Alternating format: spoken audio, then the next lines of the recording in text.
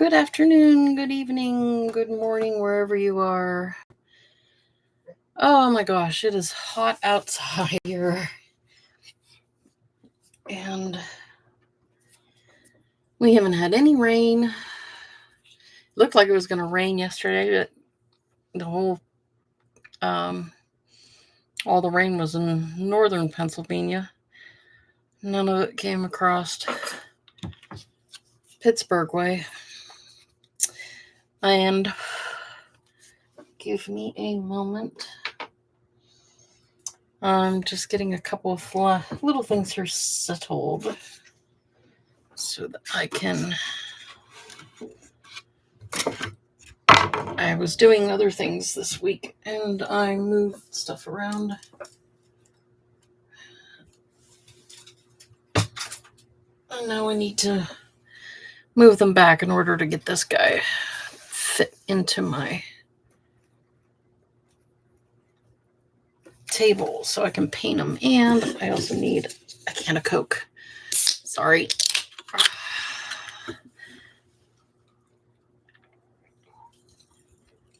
Oh, yeah, that's better. Much, much better.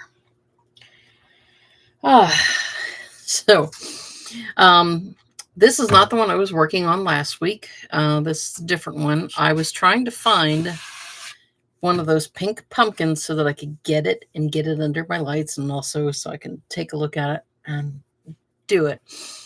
So I'm still looking for a pink pumpkin. I figure I got 2 weeks to find a pink pumpkin before I do this. So this is the fourth one of these pumpkin door signs that I have. And we're just going to play with some paints on him. I need to fill in some cracks because what happened here, and I hope this doesn't happen on the other one. I'll have to keep an eye on it. But it cracked, like the foam still needed to expand or something, I guess.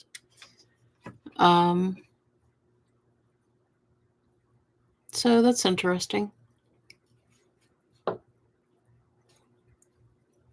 I'll have to keep an eye on it to make sure that the other one does that. So we're going to do him. This is just going to be a regular pumpkin, the yellow kind that they have. And then I've got this. I can't remember what I was going to paint him. Let me look. Oh, okay. He was going to be another gourd. He was going to be another gourd color. And then down below I have off camera is another regular orange pumpkin. And then down below on it would be another gourd. That's what I'm doing here. That's what I'm doing.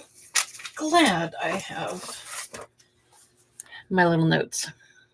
Always try to write notes down so I remember what I'm doing.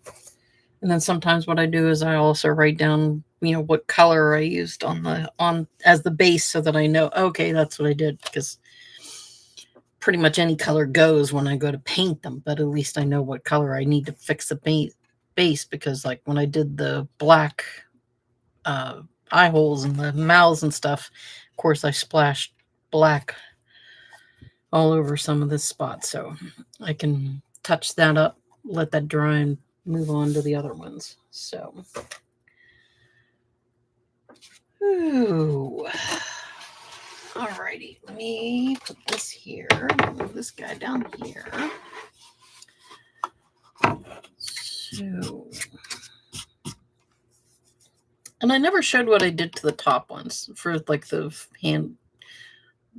I want to say the handles where the vine comes out, and it would be this. Some of these I'll actually just paint a dark green, and I may put like stripes or lines in it. Another one I actually did it kind of a sandy color, because let me just grab these two here off to the side to show the samples. Okay, let me pull this up here so that you can see this a little better. So this is kind of, it's green, but there are ones that are kind of like a sandy color, depending on the type of pumpkin. Whether it's a big pumpkin or these little gourds that I have. But like something like this, I'll probably just do something very simple up here in the top. And then this one, of course, is a nice, very dark green color that I can do too. But so that's what I end up doing here with these tops. I don't focus on this as much as I do the whole things, because it's, yeah, throw gourds around, why don't I? Well, of these, this isn't the eye catcher. It's the whole thing. It's the eye catcher. So put my gourds off to the side. And let me move. Hello, Jerlea. You're not missing anything. I was just moving on to the fourth pumpkin. I could not find a pink pumpkin I should scratch that. I found pink pumpkins, but they were kind of more kind of corally. They weren't really, and if I have to paint a coral, I will. It's just I wasn't finding the color wasn't very good. I didn't like the color, so let's put it that way. So I've waiting around. I'm going to look around to try to find another kind. It may also just be that that it wasn't a good year for them plant wise, because that happens too. And sometimes it just, whether there's too much water or not enough water, it depends on what colors you get out of the actual pumpkins that are in the pumpkin patches. So, but next weekend I might go for a ride and see if I can find some others. So, but that said, oh, and by the way, I got new nerds. These are gummy clusters. And I don't know why these things say share pouch, because I ain't sharing these with anybody. I had to buy Sal's own. He's got his own. Well, these are called Spooky. Try those later. I like clusters, the other clusters that they make, but when I saw those, I'm like, yeah, I need to get some spooky clusters. All right, where did my glasses go? There they are. Okie doke. And don't tell Sal I bought more paint. I'm just trying to keep saying, no, don't buy any more paint. You don't need any more paint. And I'm doing things like this, and you end up using a lot of the paint. So I have to buy paint to replace the paint that I got. So twist my arm. Oh. So yesterday we put together, actually, hold on a second. Hands feeling leaky. We put together our 10-foot skeleton. Sal did. We put it outside. So we got a nice big skeleton outside. And then I put together, I bought it last year. It's a skull and bone arch. So I got that and put it together. So now we got a skull arch, and now I got to really think about whether or not I want to buy that giant 9-foot spider from Home Depot. I haven't done it yet. I've been busy. I do other things. Okay. So this guy, we are going to, I need a light green.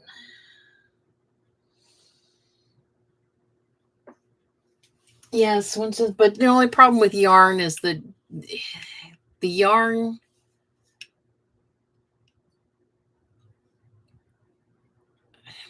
I want to say, I feel like some yarns, unless it's like certain skeins like Red Heart or other ones where they do an exact match where you're going to get that, if you pick a yellow and you get this yellow out, and the next, if you use it and 5 years later you find you need a yellow again, with those skeins, they match them exactly, and so you will get an exact match. With these paints, not so much, because, and I'll actually show this one. This is my old Delta ceramic yellow, and this is the same thing. It is the same number, 2504. But if I open them, and I think I've shown this before, you can even see from the lids, they are not the same. So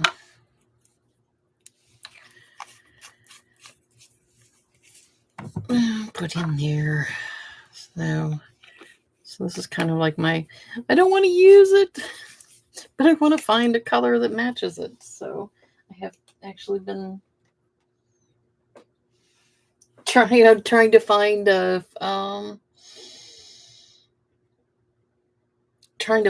replacement color for it. That's kind of been my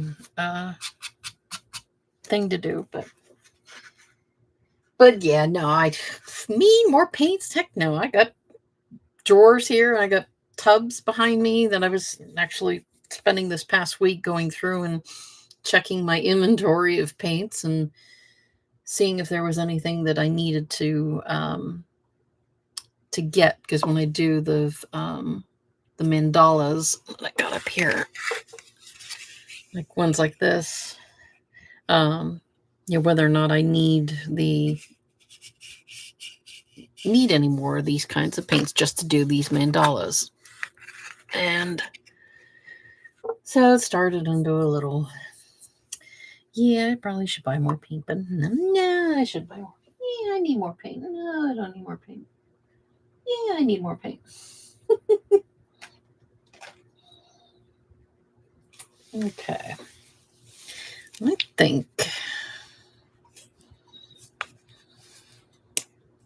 Oh, I should have brought that big pumpkin in here. No, he's too green.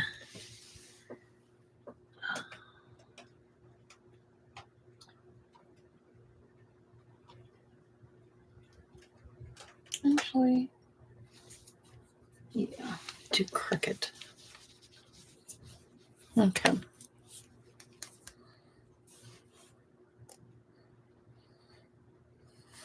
Okay.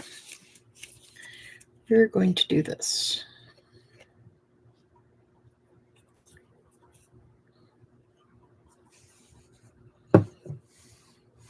Okay, so this is Delta Ceramic Coat Cricut. I actually think this has been discontinued from my recent search of paints that I've been trying to do. So let me lift this up. And I'm also realizing I left something outside. One of my other videos last year I did a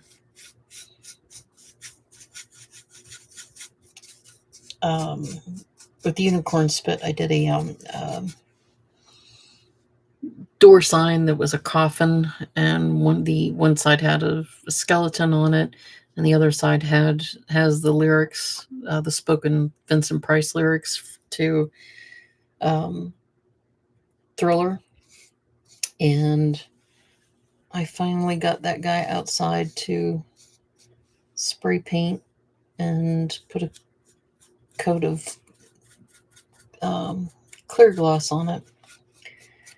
It's sitting outside. Not like it's going to rain, so it'll be okay. It's just...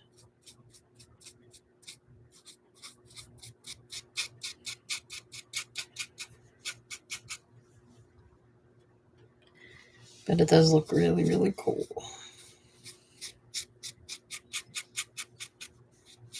And a lot of the things I make, I've been like, yeah, this is cool. I like it. It's really, it's neat. It's nice.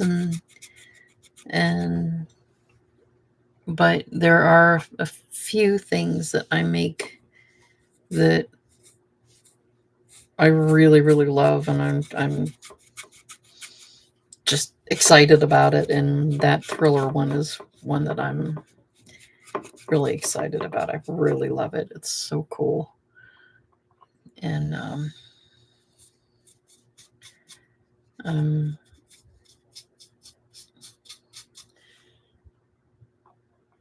want to take it to work and have it in my cubicle.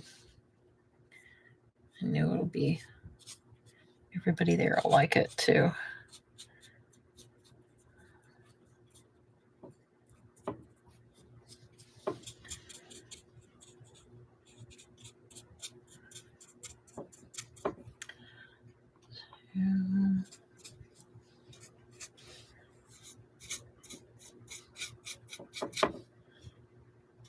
Sal is actually downstairs in the kitchen. We usually plant tomatoes every year, and this year was no exception. But this year, he actually picked a bunch, and he is downstairs making spaghetti sauce, his own homemade spaghetti sauce. And the house smells absolutely delicious. Oh, and I've actually grew our own herbs. I have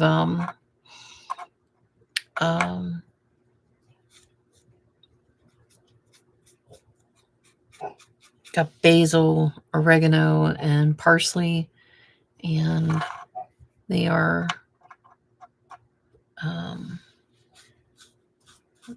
cut them up a bunch, and he chopped them all up and put them all into the saucepan. And so he's actually downstairs making that. So let's see. Oh, really?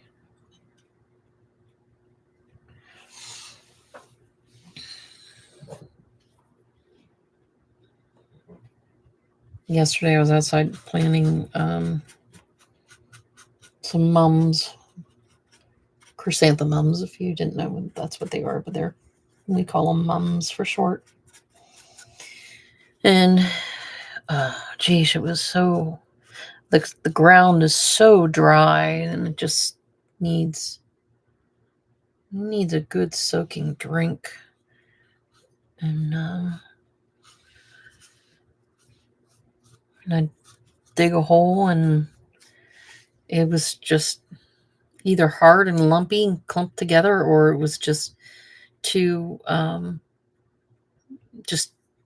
dry, and the shovel would just go right in, and you can rip the weeds up really easily. They actually had a story on the news, like, should you be watering your lawn right now because of the drought, and they've actually said no, don't do it, because we are going to get rain. It's just, in your grass and everything is going to be going in the dormant mode, so you don't want to, at least here in the Northeast, you don't want to do it and then just not have it's just going to be a waste of water to do it because the grass is going to be trying to go to sleep here soon. Did I just get paint in my mouth? Yeah. All right. And looky what I did. There's a spot of black that I missed.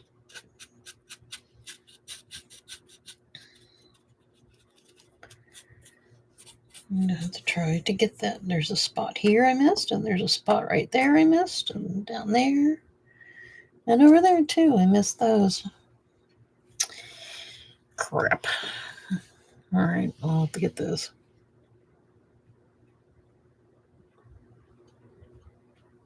I'd rather catch them now instead of later, because when you go to...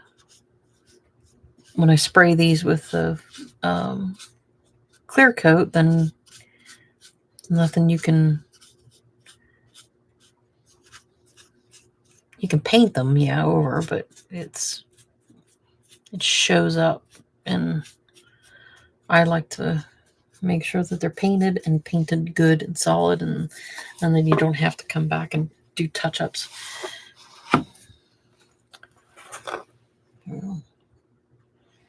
But I planted the mums yesterday, and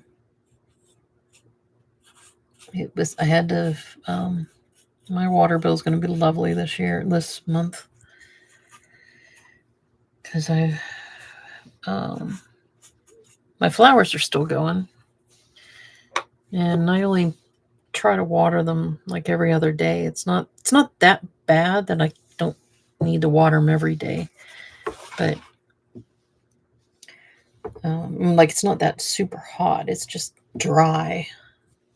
And I screwed them down. And just don't want to.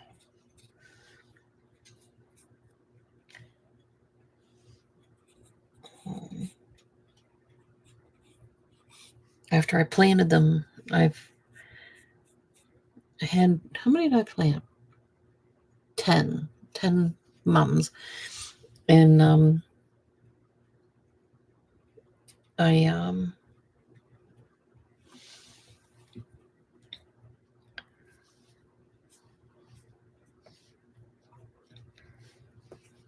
after I planted them, I took the hose and just put it on a slow drip and put it on them and let it set to soak in. And I probably need to do that again here, maybe tonight. But, other issue that we've got, because there's no water around, the mosquitoes are so bad because they're looking for a place to plant eggs and to grow, and they are nasty right now. So, and I use a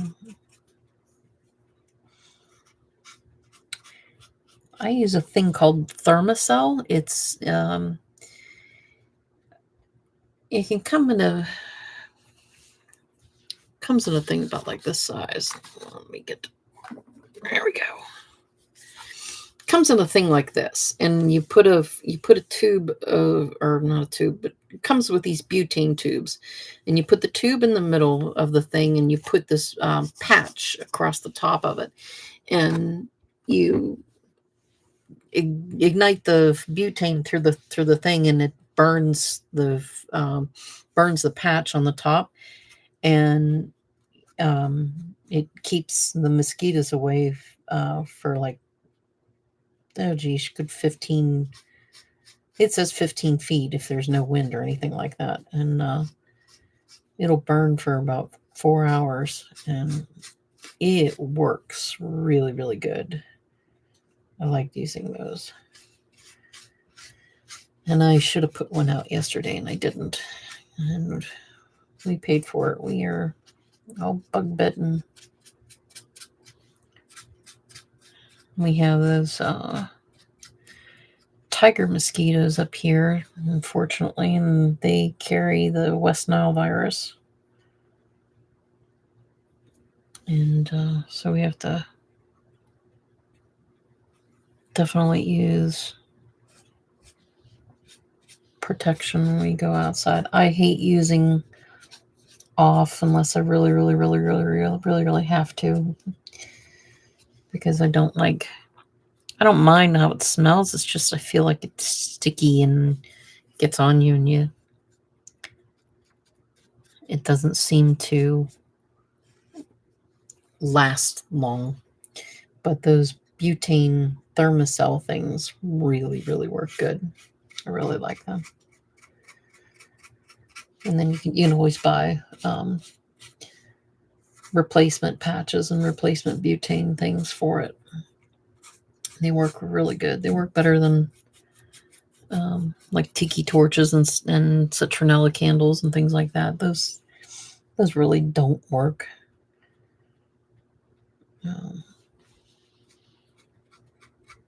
But the thermocell does work really good. Here. Weren't you making tortillas the other week, Jerlea? Nothing wrong with that. It's just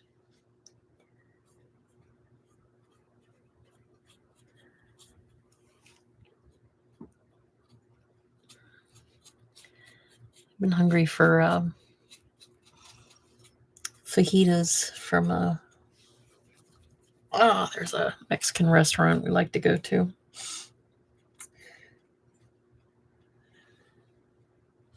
And haven't had fajitas in a while.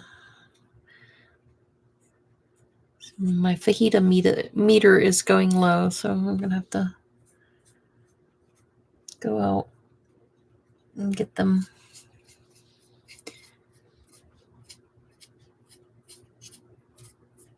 And those aren't like the kind of ones like you can get to go or, have order through DoorDash or anything like that. It's like those you have to eat there because you need them hot and served hot. And it's like, yeah, I just want to go into the restaurant and have it.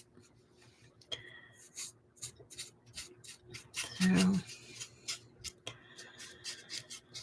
other than that, it's been a pretty fast week. And,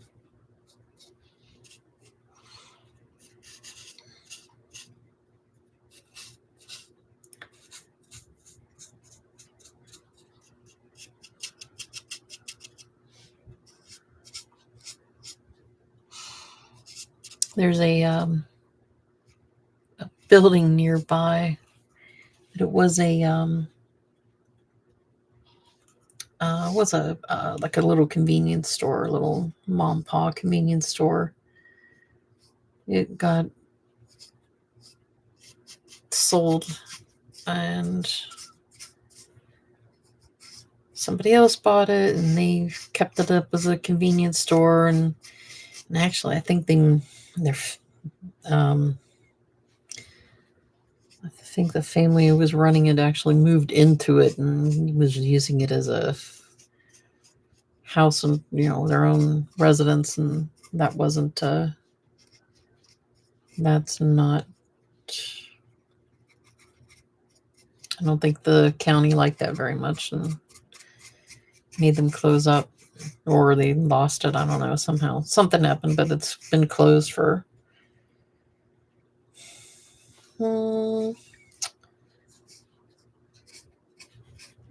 maybe about 3 or 4 years now. It's been closed. And we drove past it the other day, and I told Sal, like, I would love to win the lottery so that I could buy that place and turn it into my own big giant art studio. So the only problem is that you'd be asking me when I was coming home. So I would do the same thing. I'd probably move into it and set up a little couch to take a nap on and place to work. Okay. But I'd set it up for like have a place for kids to,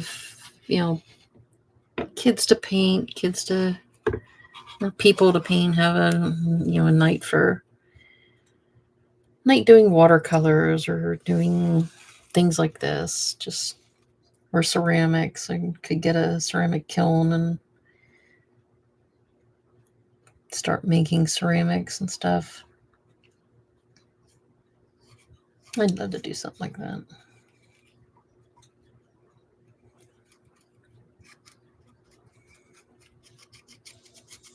The only problem is that I'd have to be, I feel like I would have to be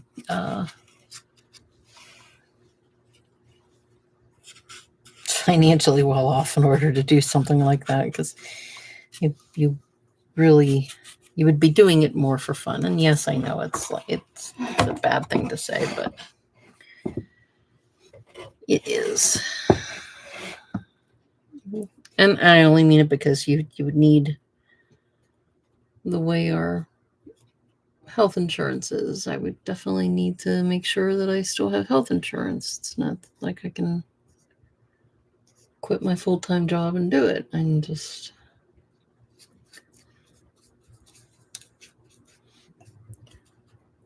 we are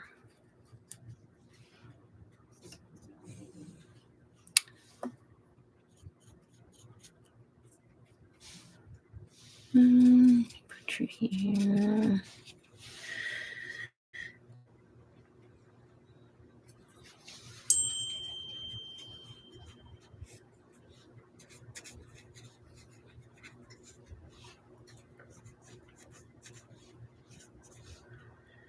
Can't see what I painted there. Where's my lights? Sorry if my light doesn't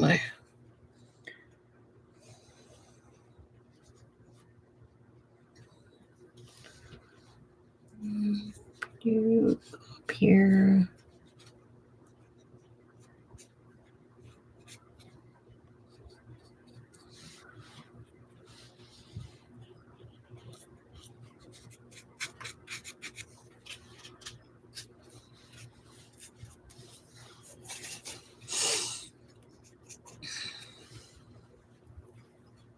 Cool. Oh, wait, missed one.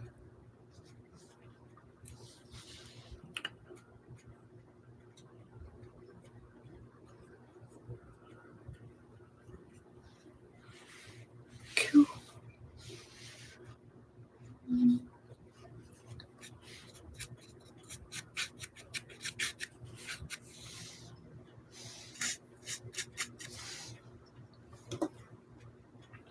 I'm not going way down to the edge of the thing, because it's the way the warts grow on one. There is usually not a good separation between it. You still have a little bit of a strange, or a common space between the pumpkin itself and the actual thing. I got a chip and stuff. Boy, I did a lousy job painting this one.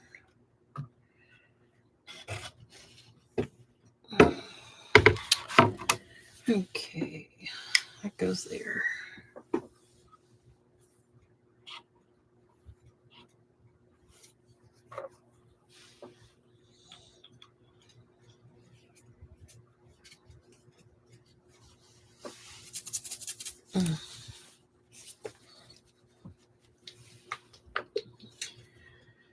Okay, that's cricket. And a drink.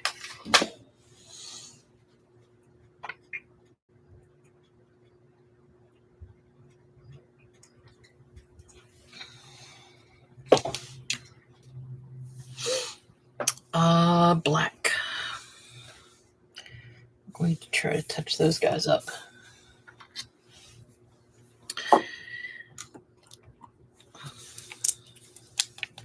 take a little round brush and fix this. Black is usually the only one that I will use these small ones, but I have larger, bigger things, and of course, yeah, I'm mixing colors here. This is Apple Barrel and this is Craftsmart, but I'll use the smaller one, for the most part, to do small things or small bits of work. And as it goes low, then I will fill it up with the larger ones so that it's off to the side, or if I just, need something to paint a lot of black with, I might just get into the bigger one, but for the most part, I just use this guy. All right, so let me try to touch up those black spots, or I should say the bare spots.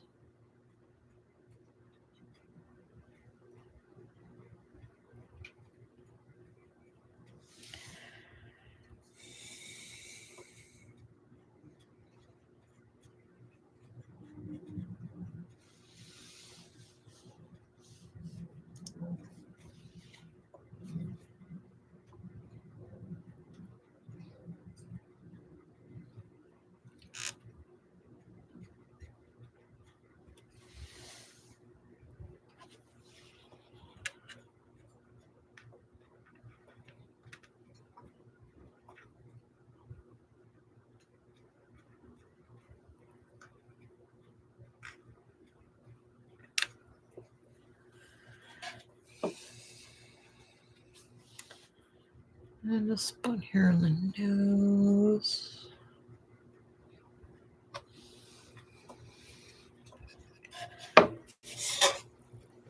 Check. Because it's hard to swing these things around to actually to paint them, get them.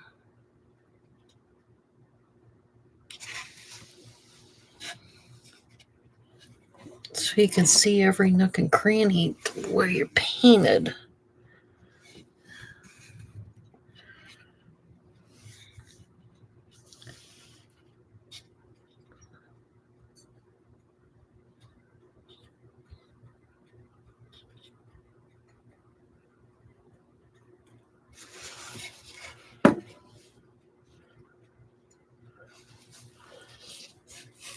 Oh, another one over there.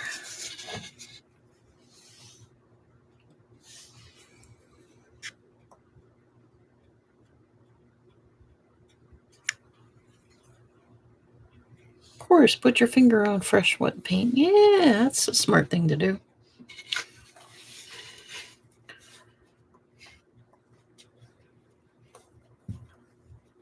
Okay, everybody there looks good. He looks good. All right, I think I'm good. And then also, gotta make sure I don't handle it around and accidentally streak black on something.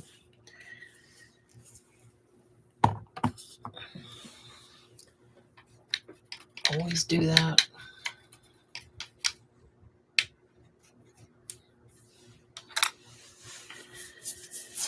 Okie dokie. So I'm going to let that set for a little bit. Let's move to this guy.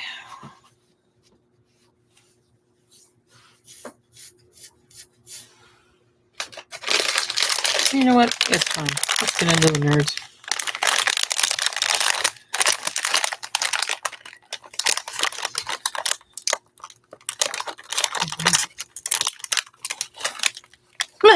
They're cute.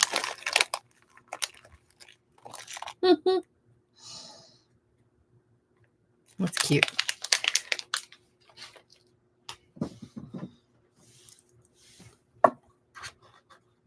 What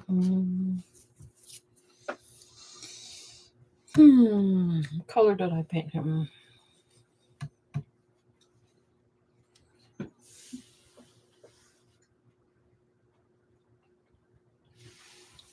Oh, you're a big guy. Really? No. 62. 26, 62. 26, 2. No. No, that's not the color I did.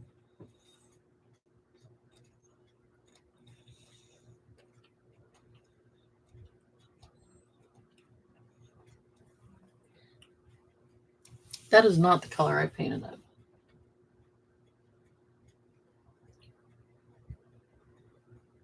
Crap.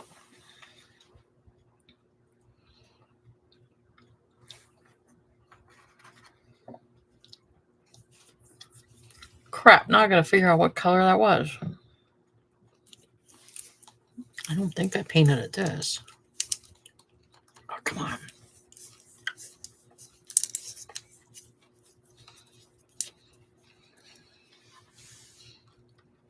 No.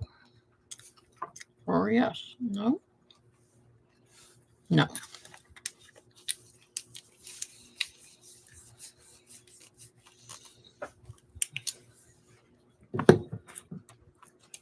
I knew I didn't do an apricot. Yeah, definitely not that. No. All right, let's get the swatches.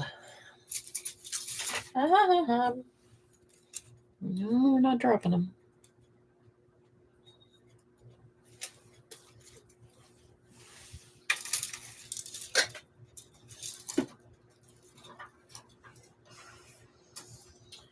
There we go. And yes, I know I had these as a great big giant necklace, but I was playing with sorting out my inventory of stuff, and I ended up doing them as short sections. So these are all yellows and greens, and I put it on just regular copper wire so that I could hang them up. But I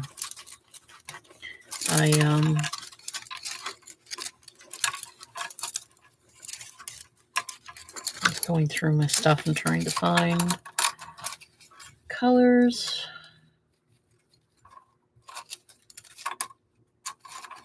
Come on here. What color are you?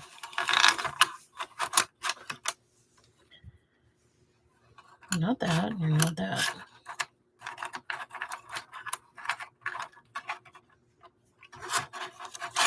But I did this, honey. Ah.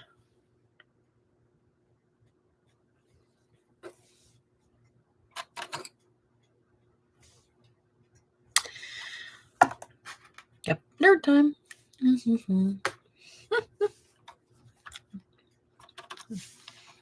And the winning color is primary yellow. I don't remember painting it that. It's not citrus.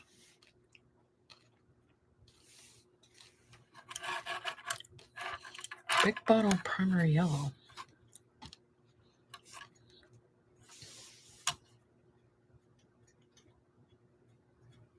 That can't be right. I don't remember pulling out the big bottle for it. Here's my string. That can't be right.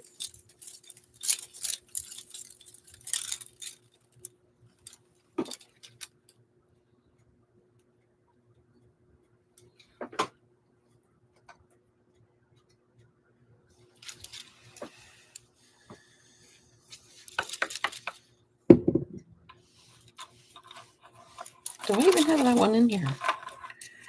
36. Yeah, use saffron. Where's saffron?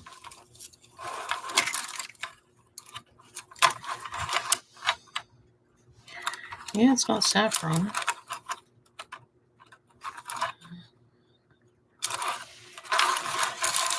All right. It is not saffron.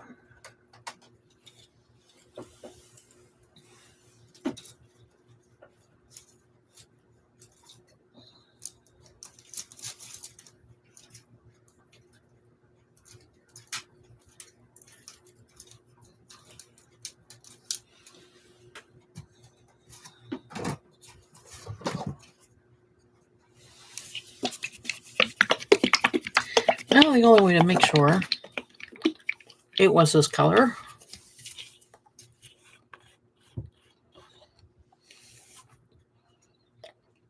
maybe it was.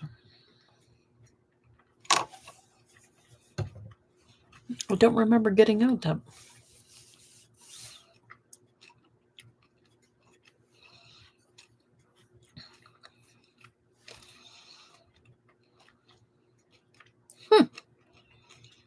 Okay.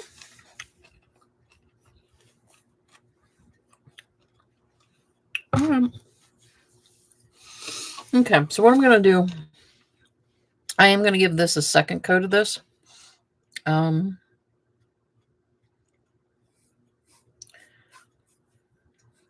heck am I going to goo all over this thing?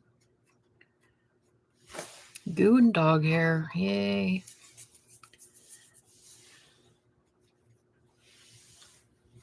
Okay.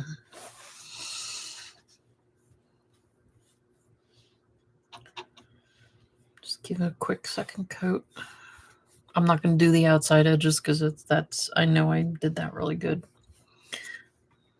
I'm not sure that's that color.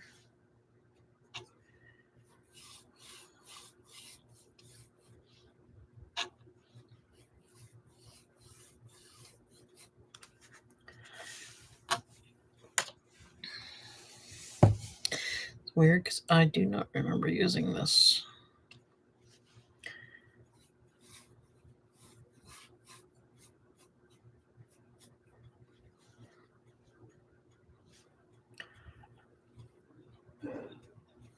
One thing I have found out about yellows is that yellow is very translucent. Oh my God.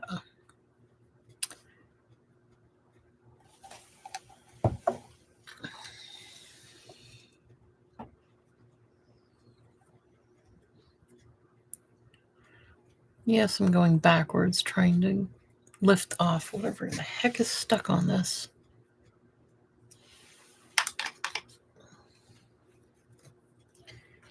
All right.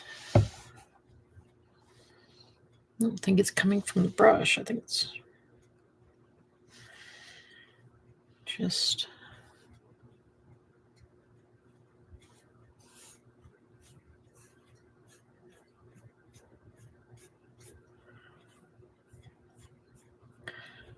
Or is it in the paint?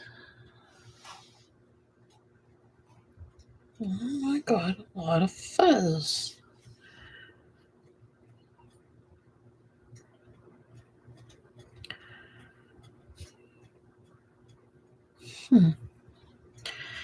Okay, so to go over these black spots that I have, that I will take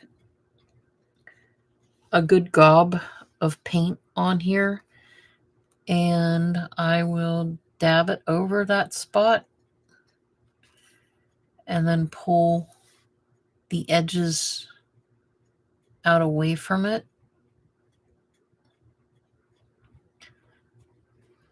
and try to smooth it out very, very lightly with a lot of paint still on the brush. The heck is all the fuzz coming from?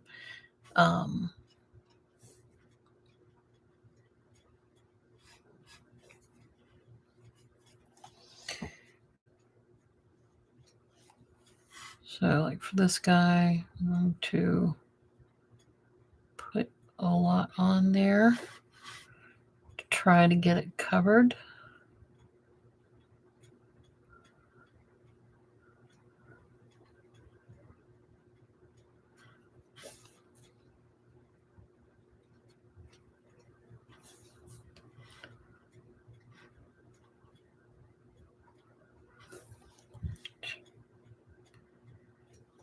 Put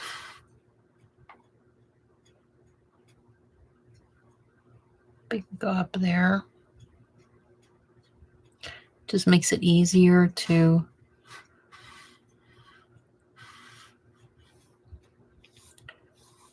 fix the error and also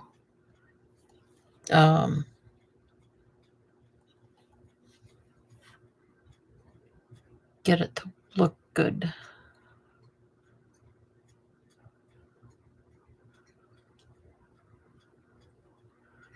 But when you pull it away, and then you're also not left with that it's very obviously that you put a big giant gob of paint on there.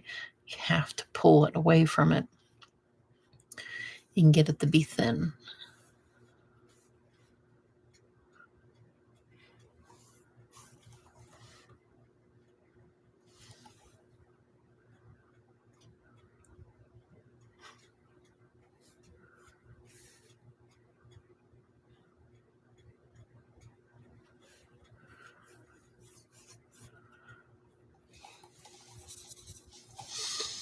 Or nerd.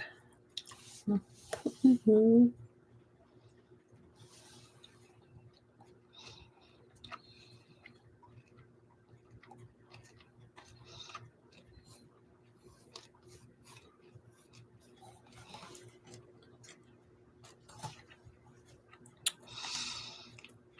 Those are some good nerds.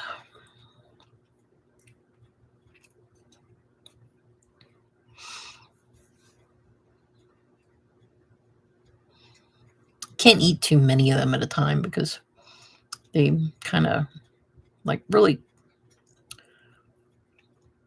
my teeth don't like them that much. Tongue loves them, but the teeth don't.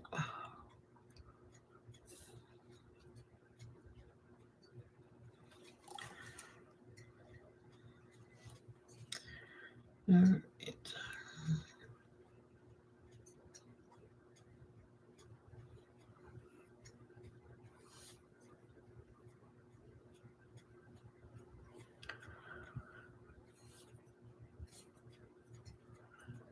Am I gonna chunk on there?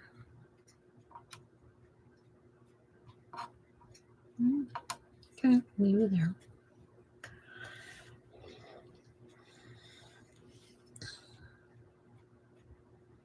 And if I paint ceramics, I try not to. I like my surface to be very clean and show no lumps or anything like that.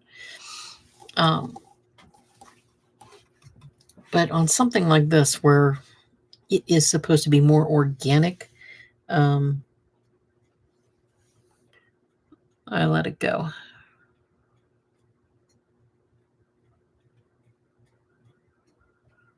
These guys.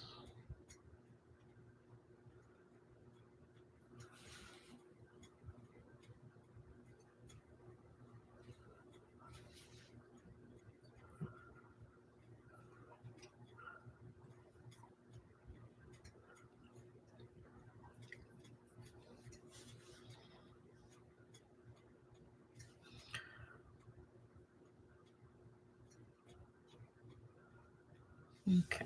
I'm going to leave that one alone because it will likely get paint covered with other layers of yellow. So I'm not going to get real picky on it. And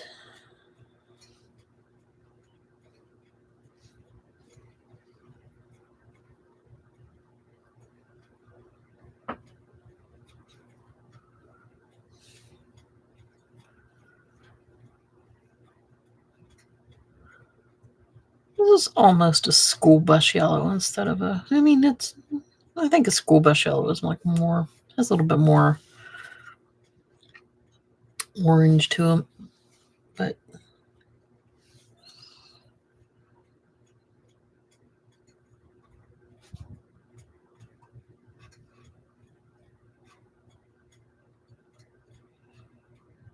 I think it's funny that some colors are just so well known, and like fire truck red. Okay, that when you actually go to mix that paint, if you're actually painting a fire truck, that's the color that you use. It's called fire truck red.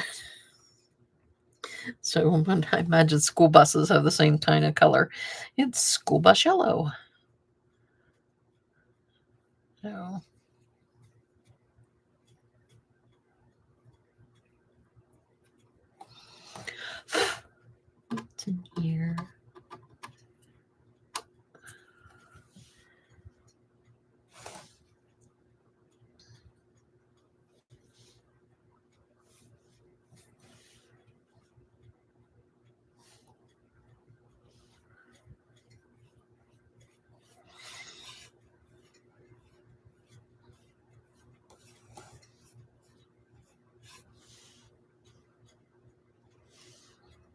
And again, this does dry pretty quick. I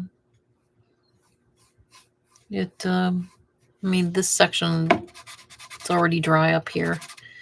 Even this section, it's pretty dry. This may take a while, but that's the nice thing with acrylic paints is that it will dry pretty quick.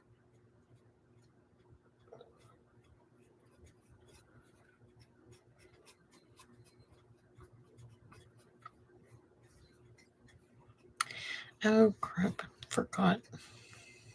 I was out running about this morning and I just remembered getaway bug. I forgot something, but I didn't see one.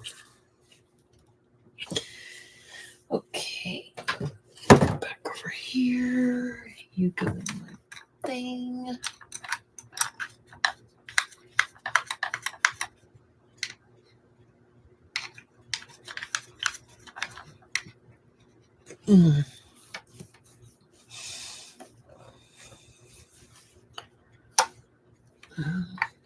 That's it.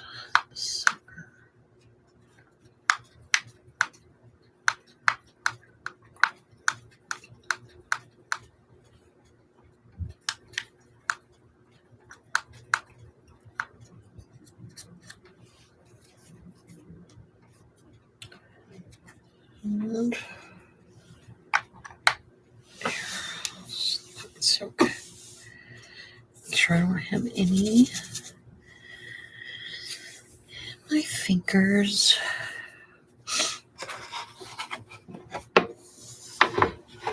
Okay, let's go back to this guy.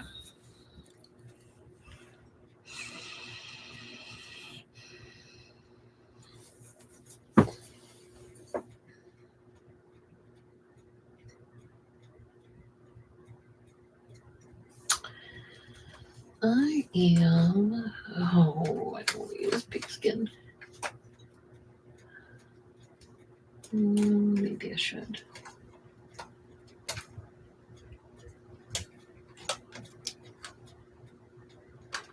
Actually, yeah. All right. Oh, I hate it.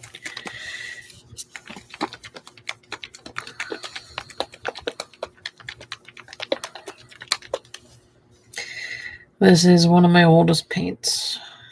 Pigskin. And one thing I noticed on some when I was looking at some of my paints, yeah.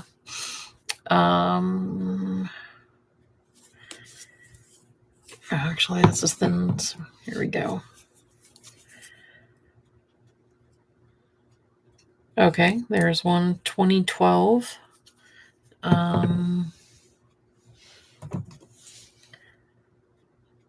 These two are one of my older ones. I could probably even show them, hey, here's how your label has changed over the years. No date, but it's Whittier, California. This was Whittier, California. This one from 2012. It says Norcross, Georgia. What do you say? Norcross, Georgia.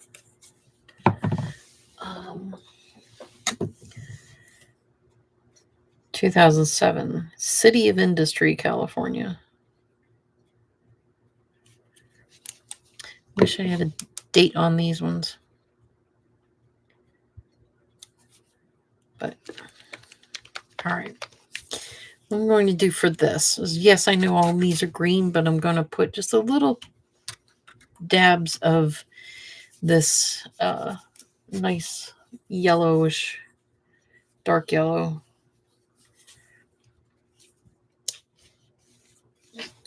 If it's good, keep your fingers crossed. Oh yeah, it's still good. It is a nice rustic yellow.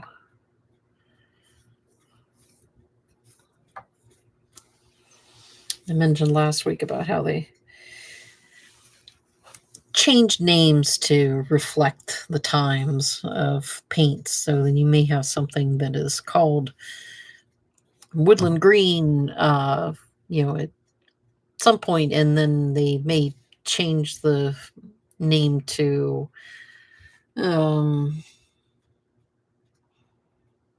forest green, or trying to think of something that's popular right now. Brains. Just to have as a different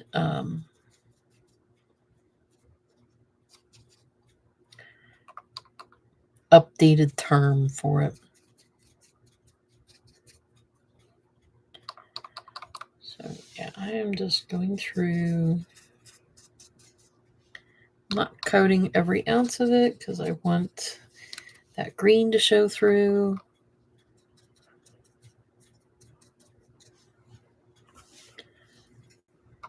Oh my God.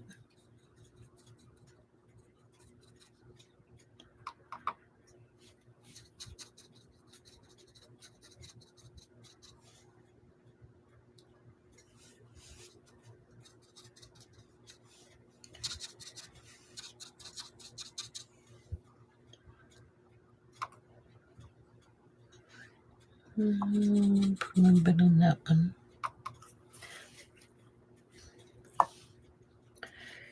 And here. A little bit there. And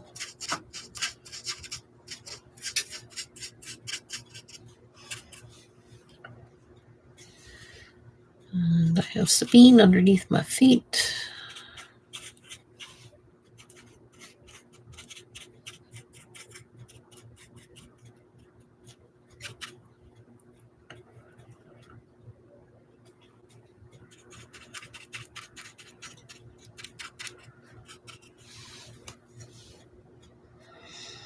This is a very nice color.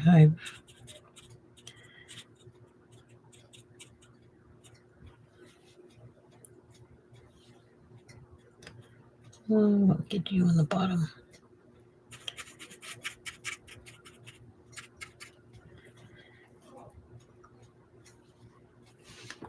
Just looking at the different colors of the brands, and I actually gotta move them off the side. Those Duncan paints that I have that are the oldest ones that I have. They actually still make them. It'd be nice if the shocking pink. They didn't have avocado though. They didn't have avocado. They had shocking pink. But I found the website, and I don't know why I never looked them up before, but I found the website, and they were Duncan. Is now owned by Mako, which created the glazes and stuff that we used in ceramics, and they still had some of the old acrylics. They called them bisque stains. They're just acrylics.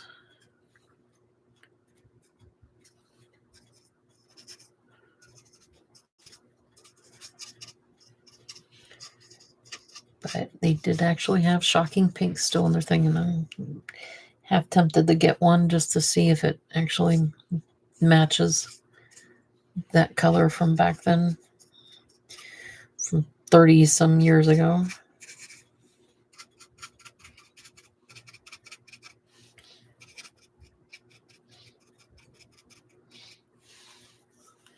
Like I need more paint.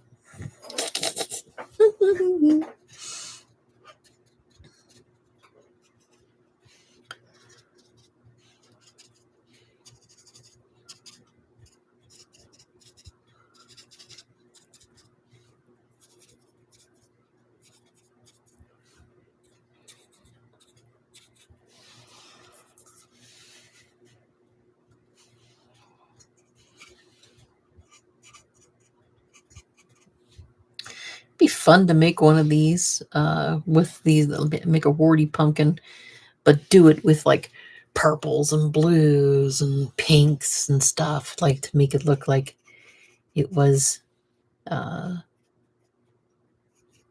the actual gourd and stuff, but and then the pumpkins and things, but to do them in those kinds of colors instead of just these traditional colors. So that is that for you. I thank you very much, Pigskin. Yeah, some of these older colors, it's like I never had, or I mean, used them one time or a little bit. I mean, this pigskin's still pretty full. It's just more than half, a little more than halfway. But I have one called Indiana Rose that I don't think I've ever used, and I have some of it. And try not to get the little nerdlings. Is that what you call nerdlings? From the little nerds that fall off of these things? Nerdlings? I don't know.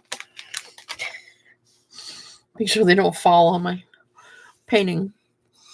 Okay, so that's going to dry. Let's go back to yellow.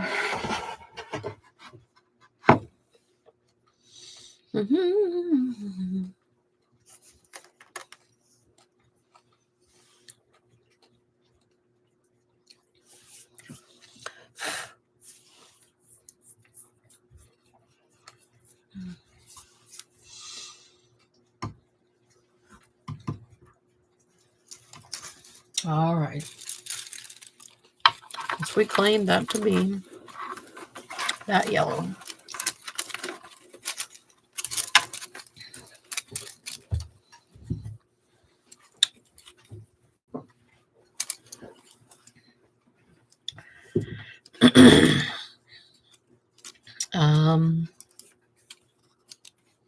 Actually, you know what? I should have painted them that color yellow, but that's okay. Ooh, nope, that's too gray of a yellow.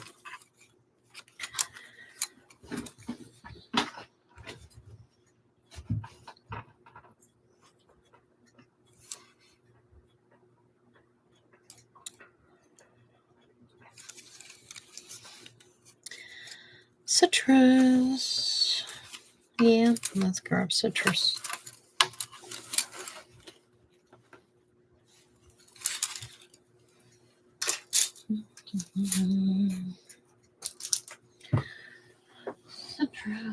Citrus. Yeah.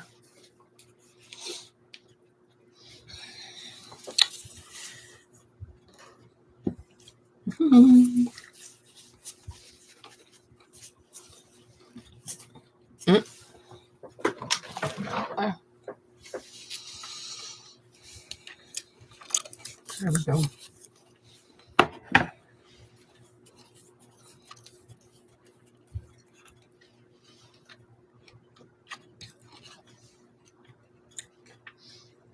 That's so weird. In my light, from the way I'm looking at it, it looks like the color on the lid is darker than what the color of the paint is in here. But I know it's not because it's shook up. Actually, I'm going to put this in my shaker. Let it run a little bit here.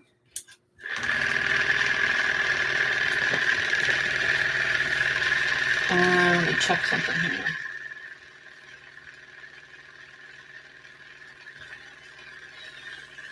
Citrus. You are my only citrus.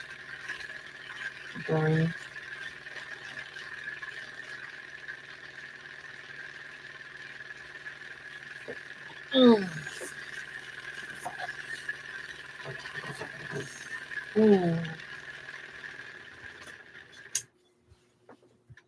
Okay. And this is another one of the last of.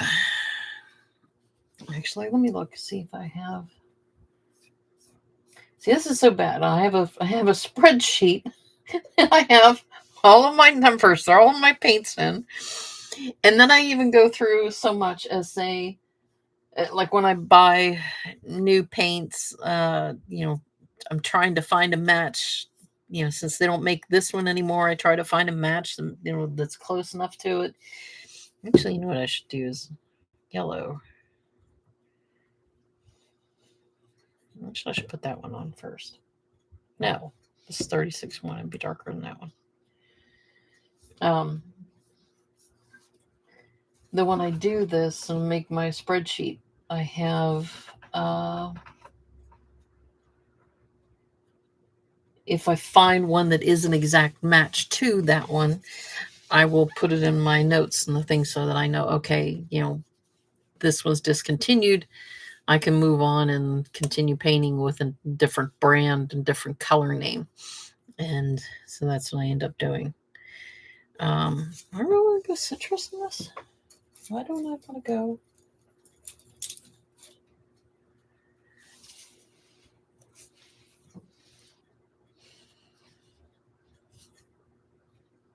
Because these two almost look the same. Let me look.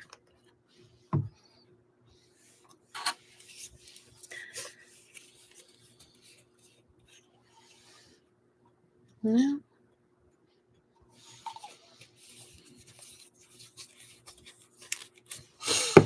Let me see something here. Oh, let me take a little bit of this. Let me shake this up first. Oh, no, it needs shaken up. It needs shaken.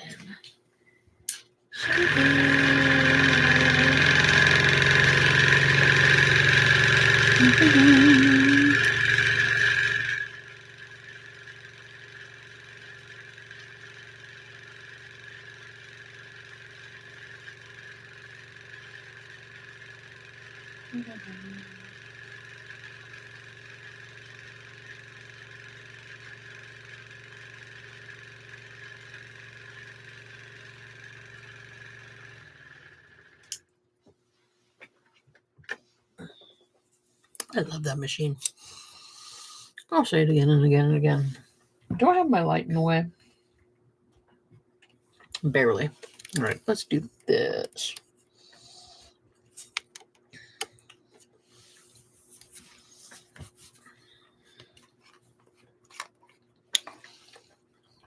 Because I can paint over this. Put it down here.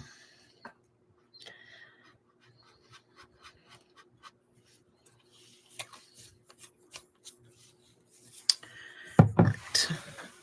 Clean the brush. I'll go over here. No, I don't want callop. What was I doing?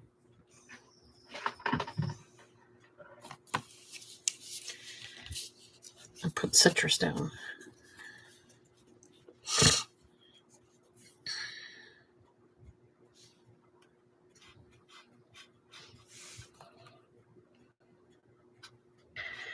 Yeah, I actually want to put...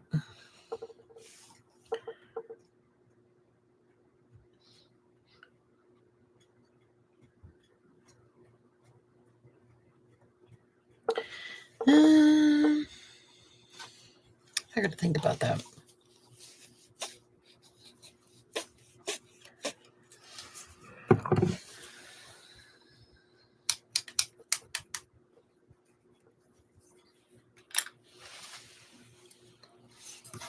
Okay, so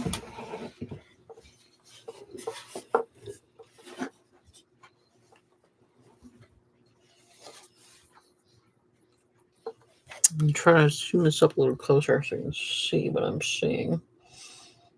If you can. You really can't. At least I can't see on my computer. So I did put the one yellow here. And then this is citrus. And the background was primary yellow. Actually, I think I will go with citrus as the highlighter. But I might put...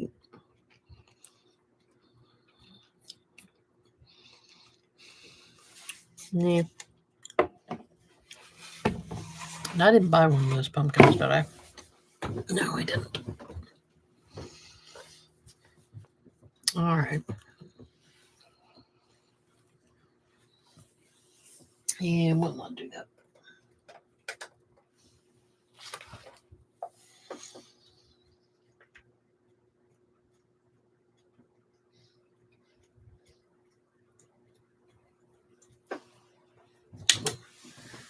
One coat down.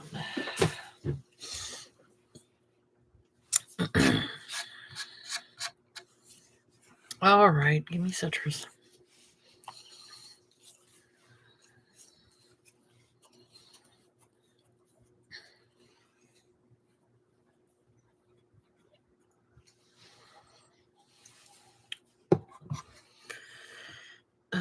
Give me that paint.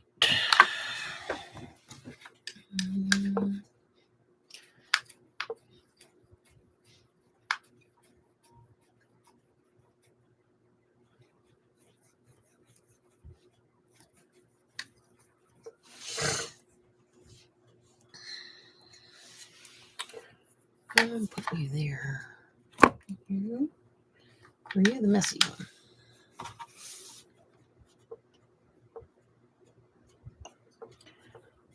You're the messy one. You're a messy one. Yeah, you're the messy one.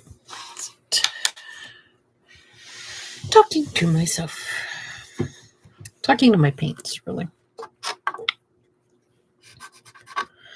All right. I want to do a little bit of yellow here, and we'll brush this on lightly. Excuse me. And put this down.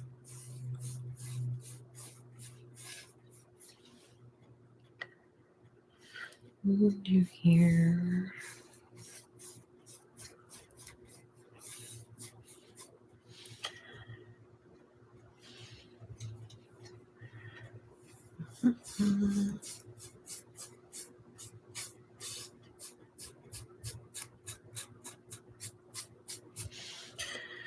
Just to give it a little bit of like a highlighter of the color.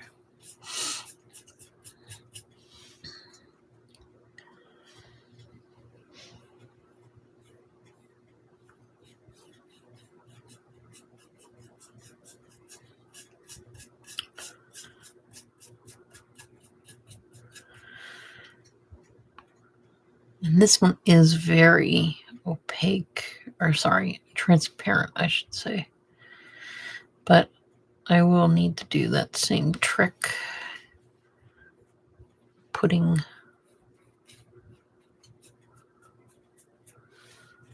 a little dab more on those dark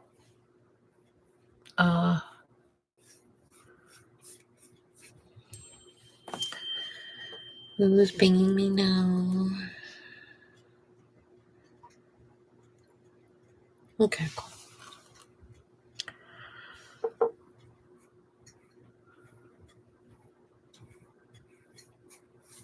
Sal is done with his sauce making for today.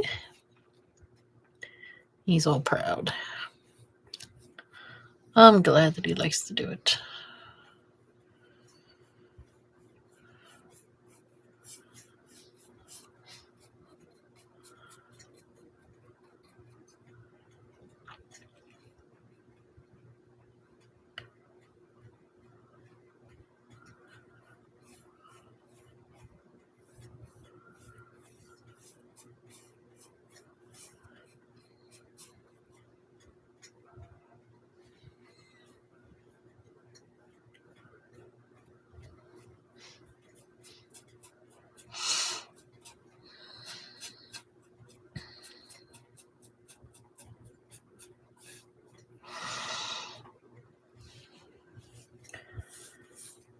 And just dry brushing this on, not I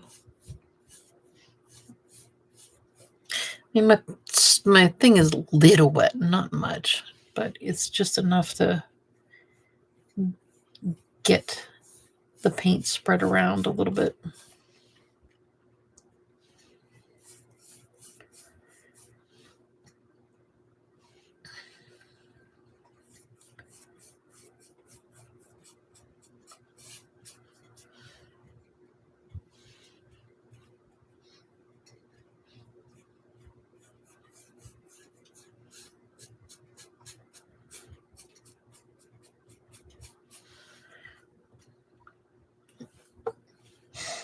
And yeah, you can see the definite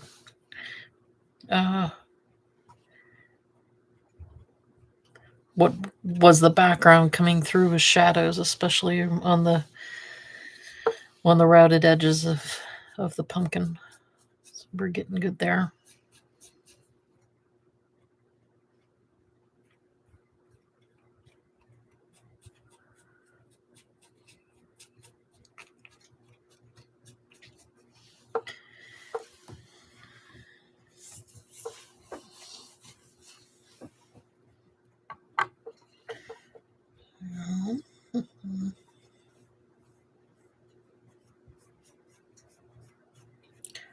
Hopefully I can find a pink pumpkin so that I can finish last week's.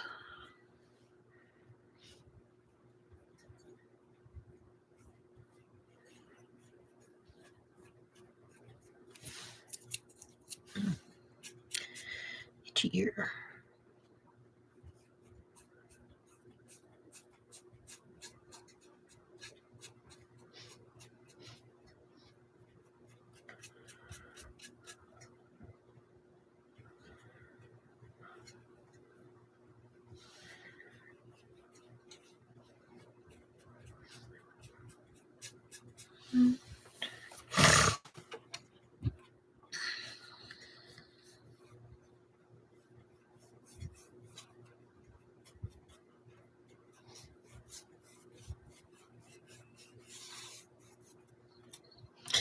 Where did you come from?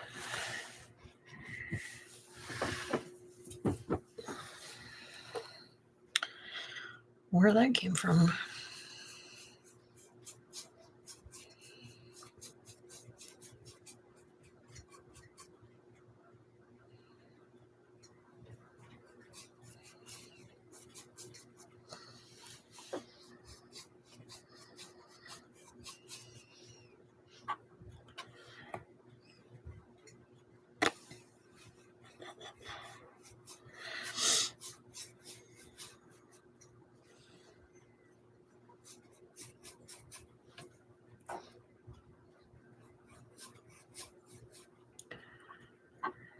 Okay.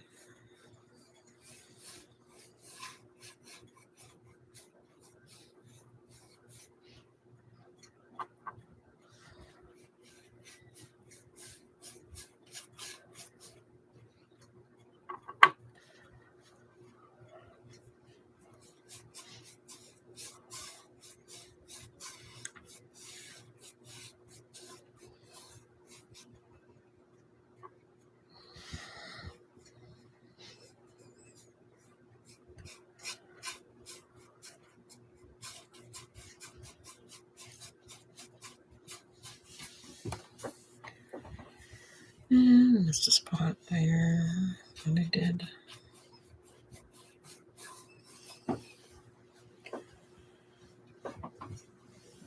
Looking good. Okay. All right.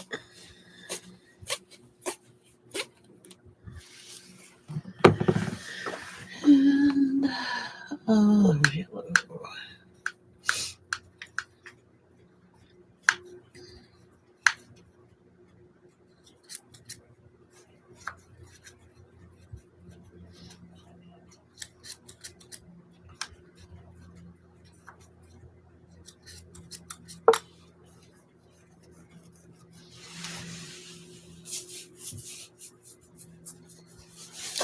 So now you watch some of those videos where people just go snap the fingers and ta-da, it's all done. And yeah. You miss the whole craft. You miss the whole application. I think it leaves you with more questions, that need to be answered as far as how things are made. And also when you may look at something and you're like, well, how did you do that? And they didn't show that because there may have been, like, for something like, these warts. How did you get underneath it? Did you do this? Did you do, so many things, so I don't like doing any of them. All right, I want to do alfalfa.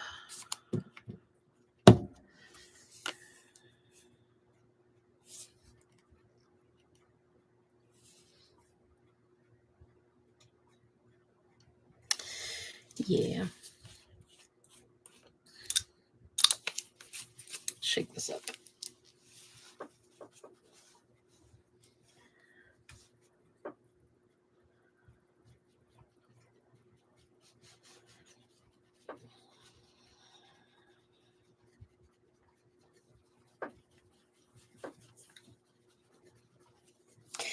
I usually have been going through and like,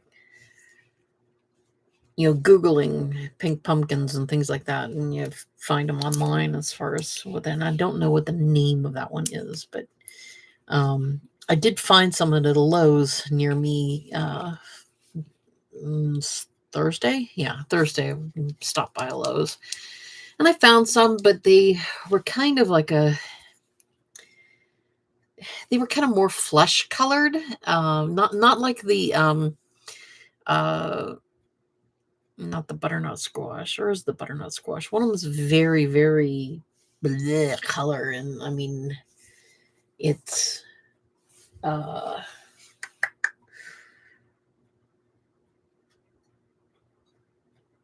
I know I have a color like it.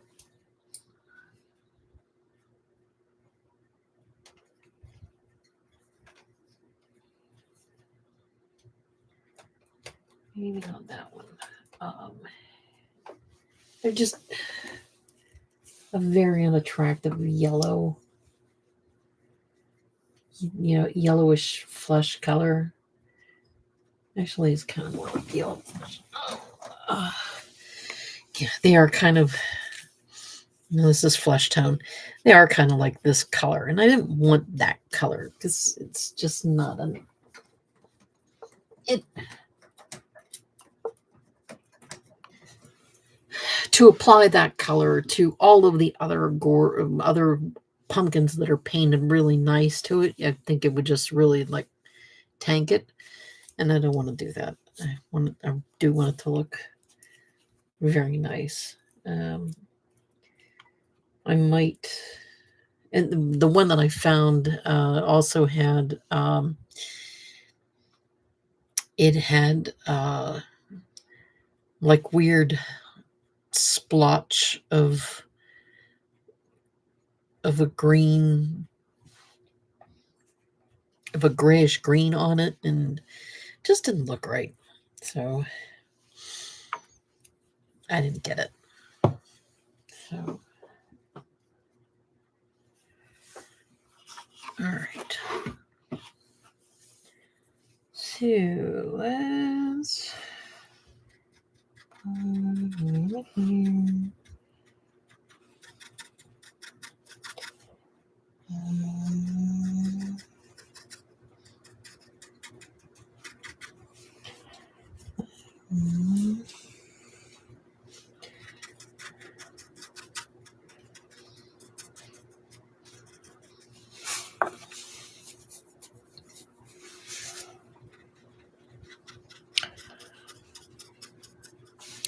Oh, by the way, this is alfalfa.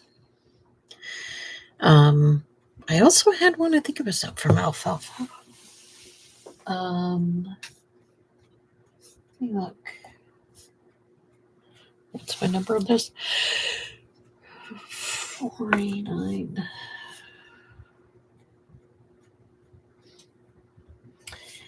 There is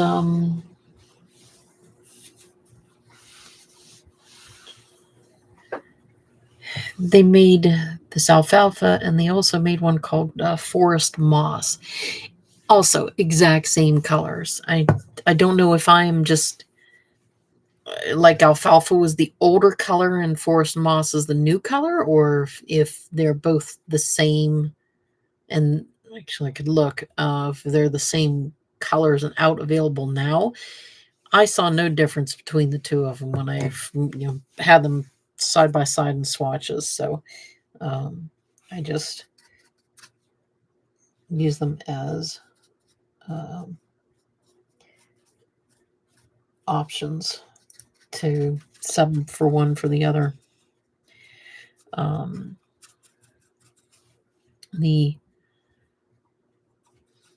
But I do have one that I have. It's called. It's also from Folk Art. That I think it's called Violet Pansy, and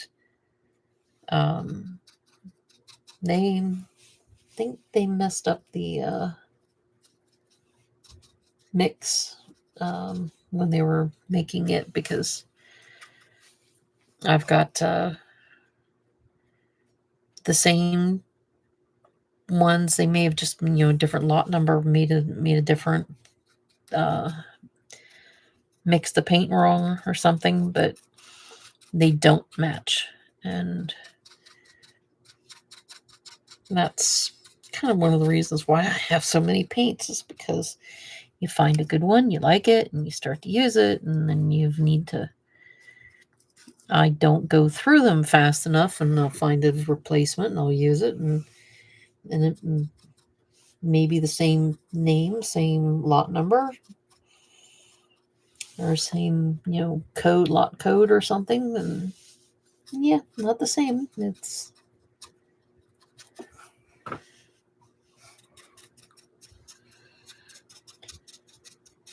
just something we have to.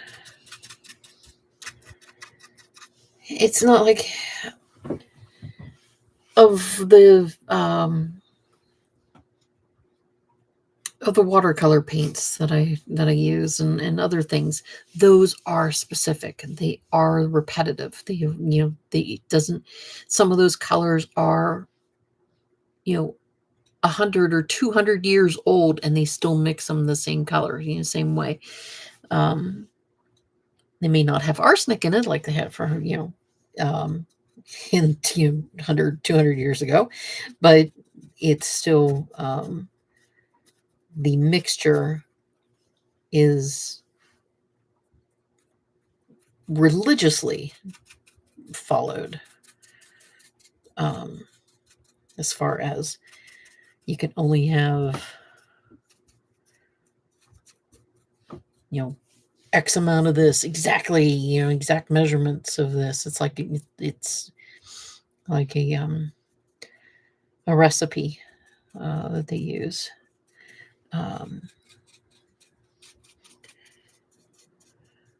There was one I was watching of how they made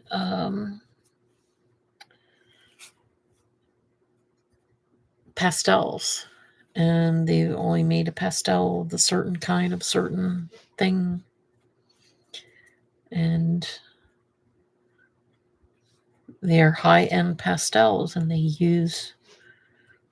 have a specific recipe on creating them, and that's what you follow. You don't deviate from it. You don't come up with anything different. So when you get these paints, they don't change the names of the paints like these do. Like, they don't change them to reflect, funny times. Like, you could call this avocado one time, you could call it alfalfa the next, you could call it forest moss, something else, and no, in theirs it's specific. It's phthalo blue, phthalo green, for raw sienna. And those become the classically known colors of paint. And so, he's a cute little one.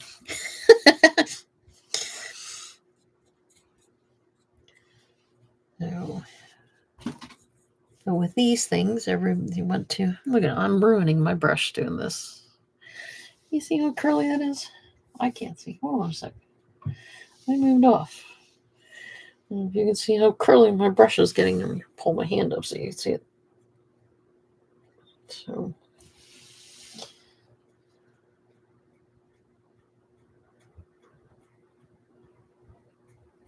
oh yeah, and with colors, you do have so many. Like when you even to go to paint a room, you have a bazillion shades of light blue or a bazillion shades of green, blues, everything. And even brand to brand is different. Like if you went to, you go to Sherwin-Williams, you get one color. If you go another to crap, can't remember. No, Lowe's uses Sherwin-Williams. It's the other one that they use. Starts with V.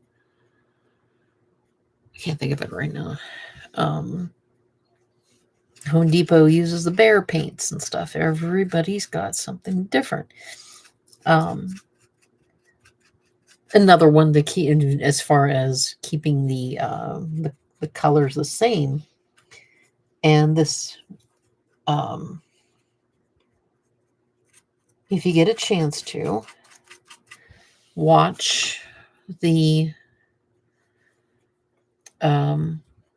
there is a YouTube video out there about how Pantone colors are used and how some people are kind of upset that they pretty much have the monopoly on color because, again, they give you instructions. This is the recipe on how to mix the paint together in order to get that color. So that if you have a color is called reflex blue, if you take that reflex blue and you go to one printer and you have them print brochures or your business card or something like that, that it's going to look the same as if you took it to a different printer and had them print the same reflex blue and get the same match. And a lot of people now, I get it. I can understand why people don't like that they do have the monopoly on color, stuff like that. But it's a requirement. I mean, it's kind of a necessity, I should say. You have to have, you would have so many people mad that your color that you used doesn't match what somebody else did. So it is very interesting to watch. They talk about even for like cereal boxes and for like the color of the nerds. These are specific colors that they apply, and they want them to all look formed across the board, whether it's in print, whether it's on the package, whether it's in commercials. You need to make sure that you're using the right colors, and it is really, really neat. And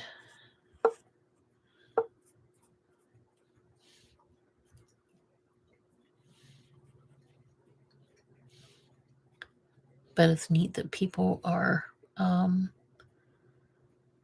kind of like tired of it. But it's like you have to. If you didn't have that, you would have so many people mad at you that you didn't have this specific color and you didn't match what they expected the color to be. You still get it now lately. I do graphic design and some things.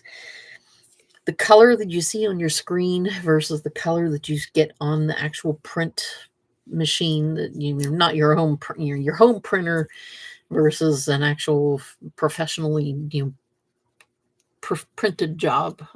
If you went to an actual print house, yeah, it's going to be different all around. If you don't have your screen calibrated to what is actually going to show you the color so that you can be happy with that color and be happy with the end result. A lot of people don't want to do that, and it's funny. I think it's a whole big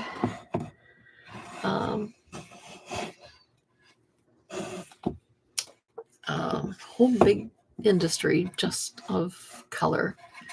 And what am I doing there?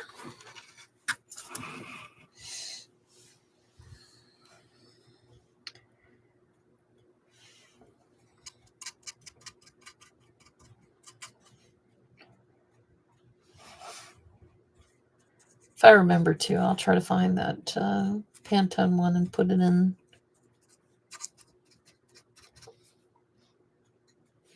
put it as a post.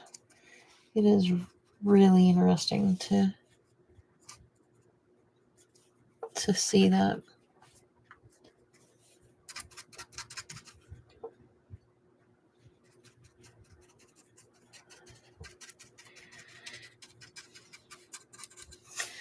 This guy's getting good.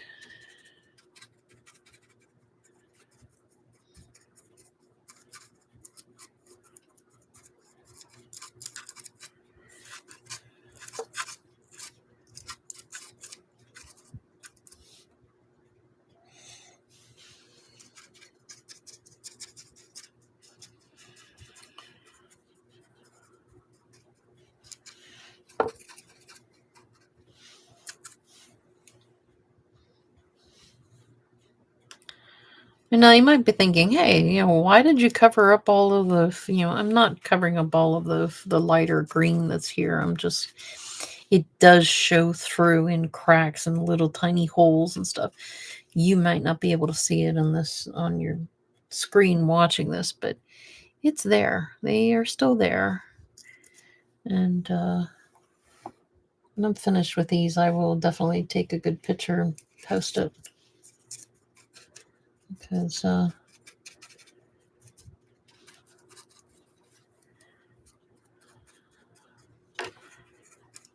they do look good.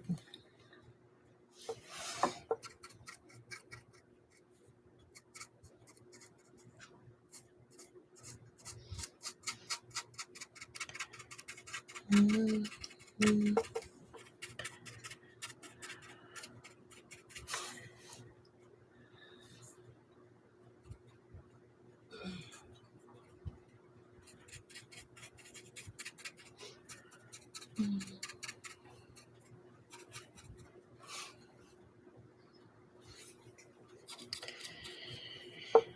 Need to do.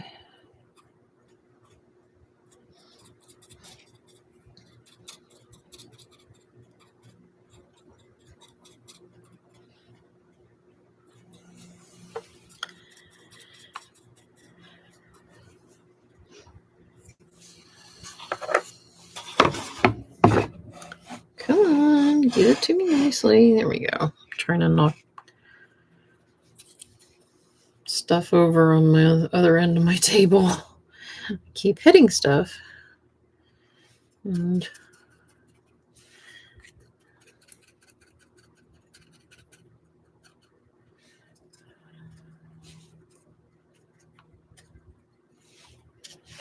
okay.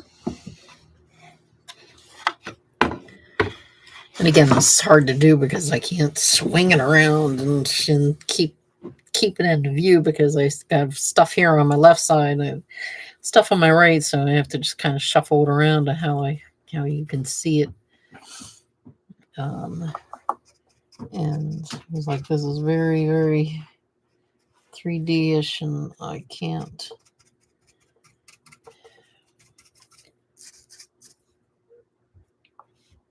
show it and be limited to the space that I have. You're really curling. Yeah. This poor brush has seen better days. But then again, I have plenty of others to replace.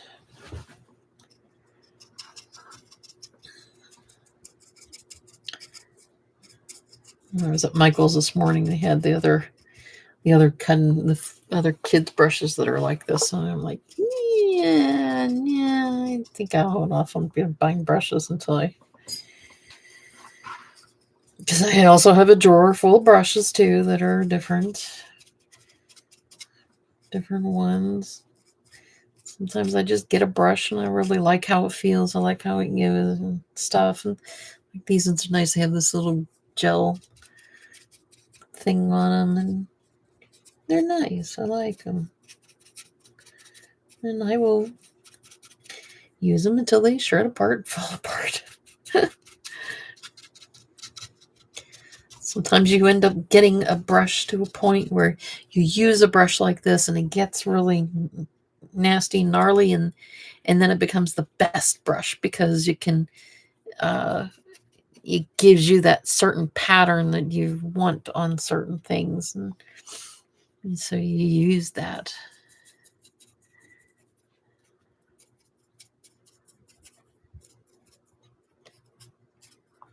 And I do have another, where's that brush at? I haven't used this one. Yes, this brush is meant to be bent. It would definitely be good for getting under little things like that, but yeah, they have all kinds of brushes for all kinds of settings. I have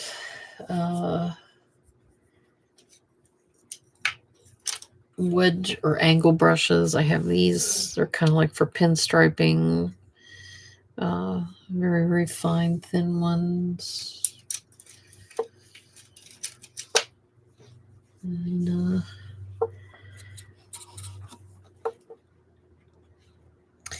you've used the brush that is best for the job. And yeah.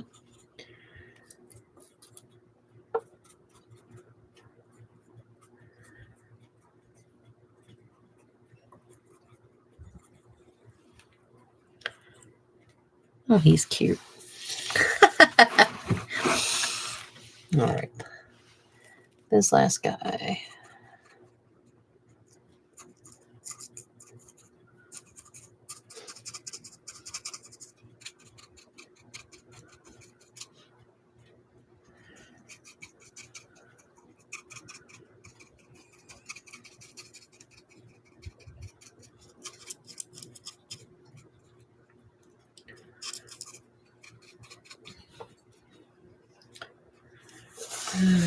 All right, let's do those all in the end.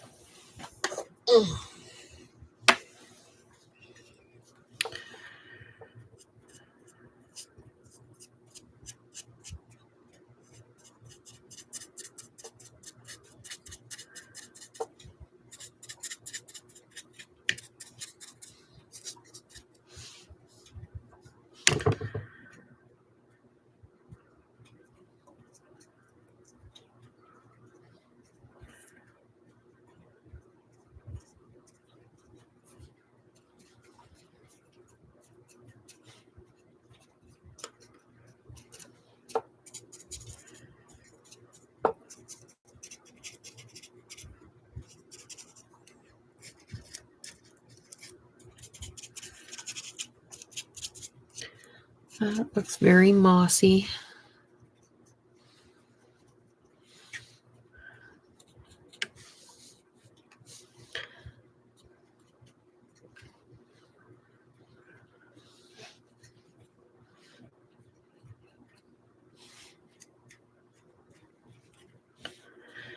Yep, totally missed that end. Jeez.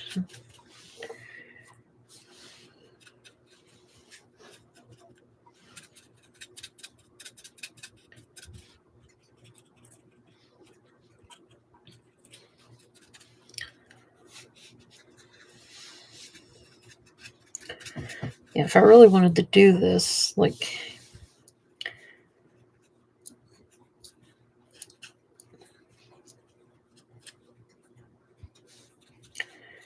well, I suppose actually, well, no, it's best to.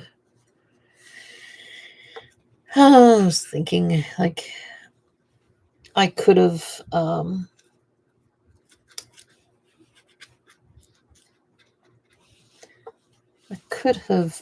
like, squirted out the foam on. See, I touched that and I was still wet.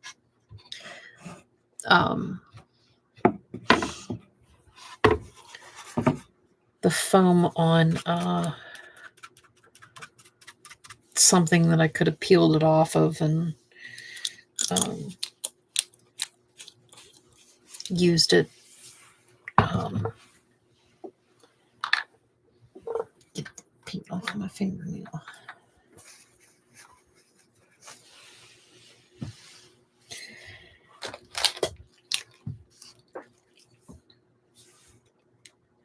Put it on, on something else that I could have popped it off and then painted it right, manually each piece and then glued them on. Probably would have worked. But maybe that's something for a different type of job or a different, it's nerd time, by the way. These are fun.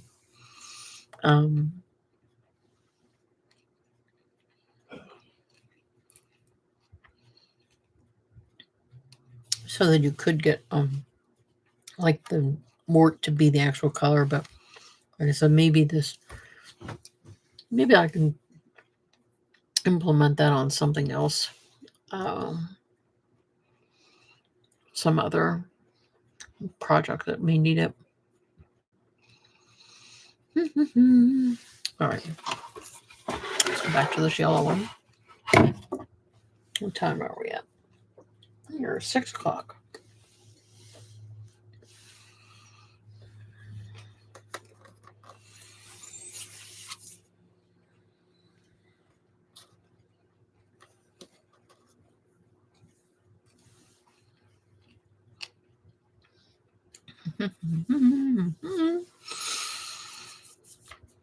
Okay, so he was citrus. I want to give it just a lighter color. Not much of a lighter color.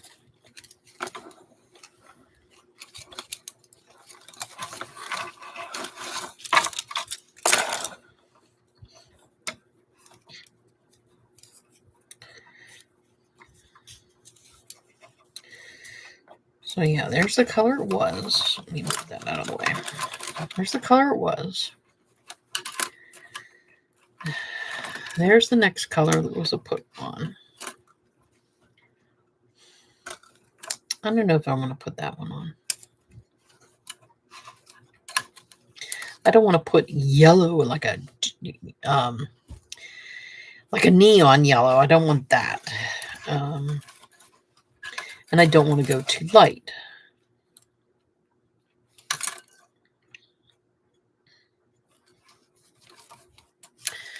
Yes, these two are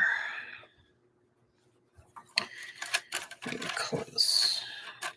And that's the neon color. Don't want that.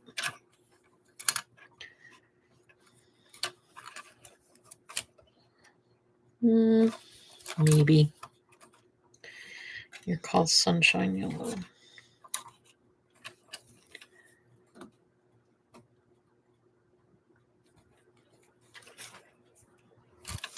All right, let me do a little bit of it. Just a tiny bit.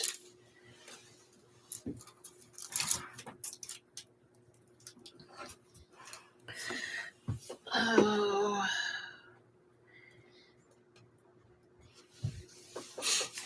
And now I'm going to have Sunshine Superman in my head.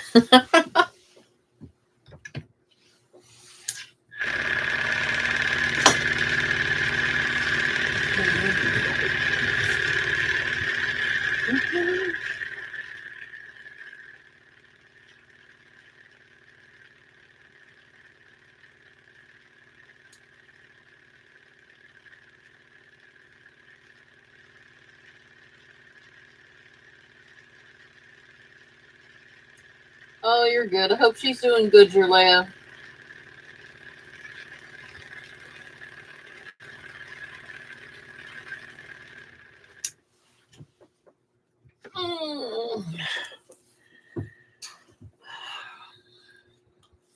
Starting to get darker out. What time does sunset? Nope, sunsets 7:30.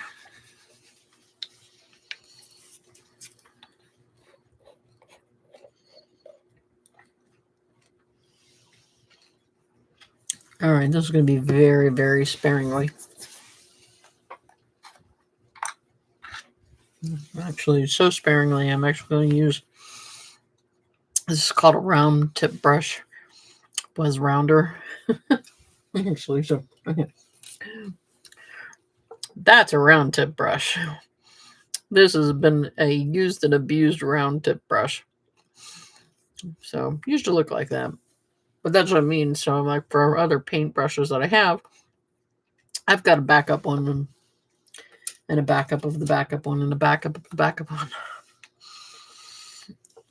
All right. This guy's going to be very dry. And I'm just going to like do very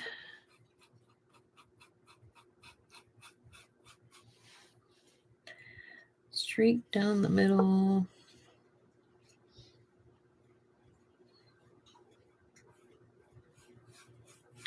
And then dry brush it in.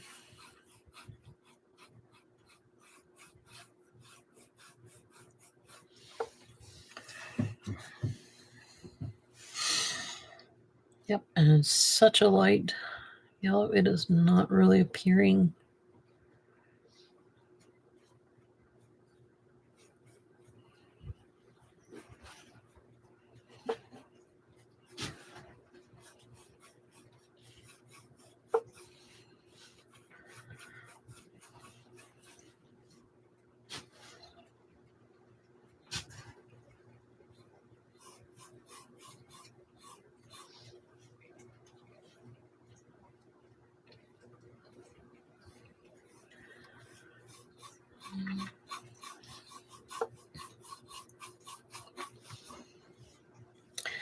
Somebody's licking my foot.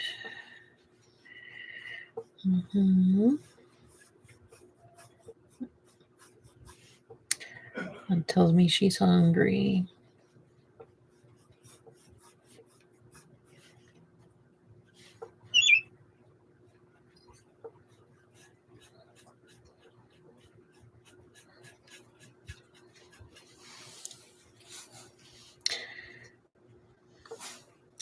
This is so light.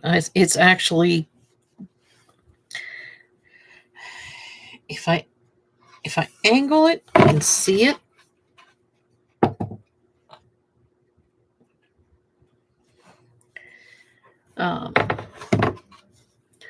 Otherwise, it is like really, really blending in with the other yellows.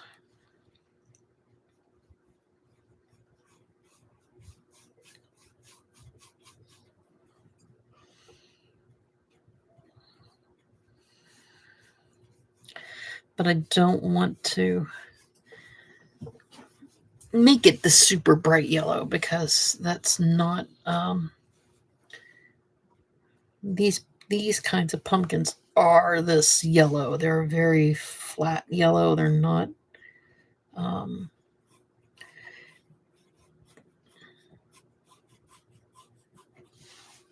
excuse me. They don't.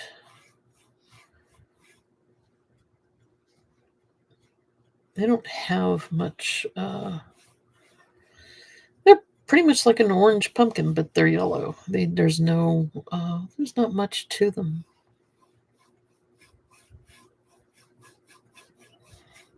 So I am giving this a little bit of light strokes here and there. Come on, dear. Come on. There we go.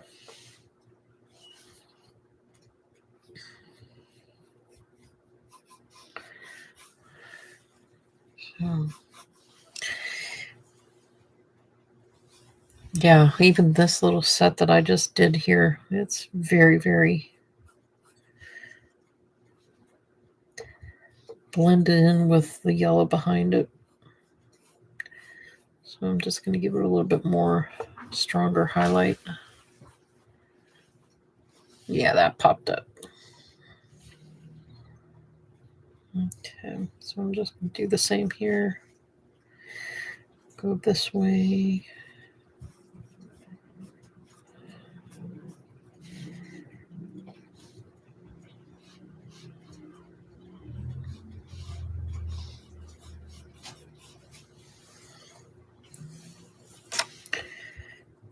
Okay.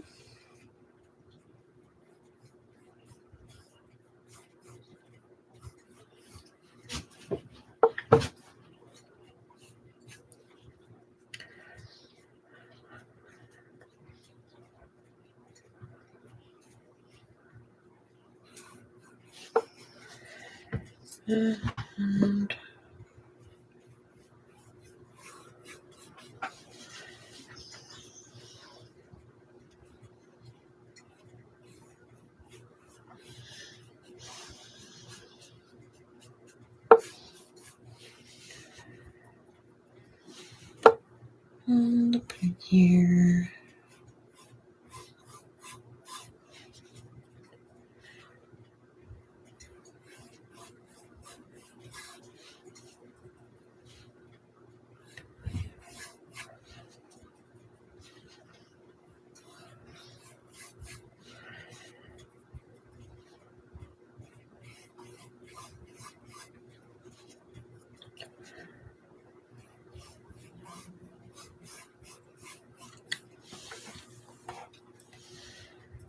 Okay. Let's another streak up them this way.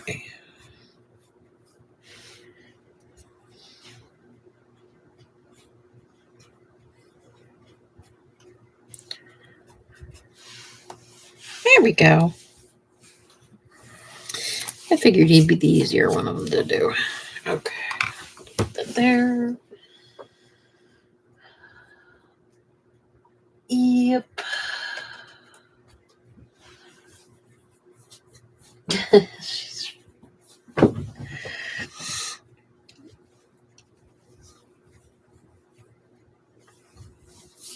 Alrighty. Let's go back up to this guy. Because that's painted and that's dry. Now, actually, what I'm going to do, because that color behind him,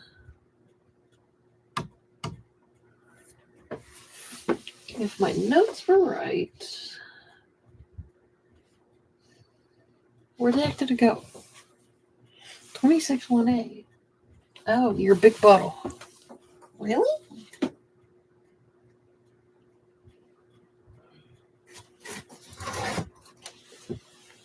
I painted that bad? I thought I painted a jack-o'-lantern or something.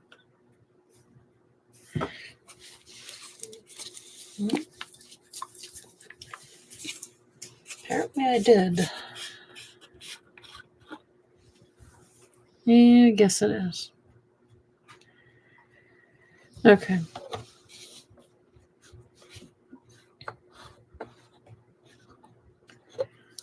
I'm actually... Big brush. No, wait. No, that needs to be setting. This guy needs a big thick brush. Where did my brushes go? Oh, they're all the way over there. Actually, yeah, I'm going to switch. New brush! All right. I am really going to... And you can see, this is so opaque. Sorry, this is so transparent. I get my words messed up. That even if I put, a good dab thick of that paint over that, I can still see the green underneath. So what I'm just doing here is I can see in the light, I need to patch up that spot. Come on.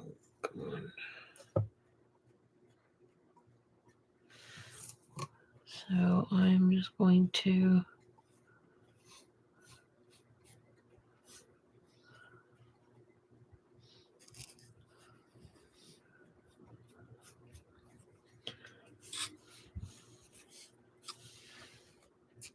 this is definitely much harder to paint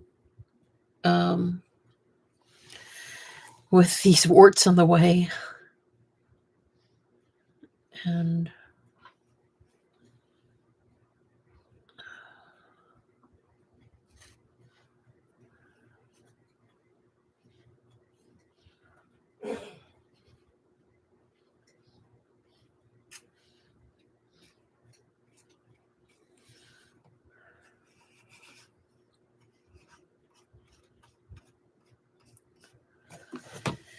okay.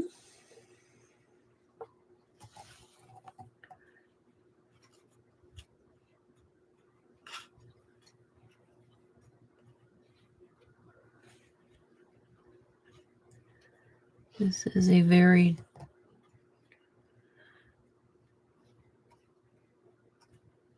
it looks thick.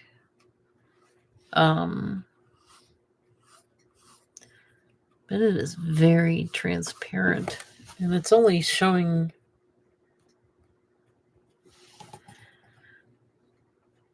up from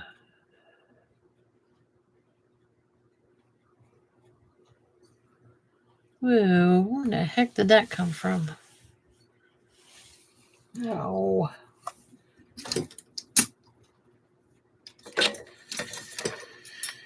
Hold on.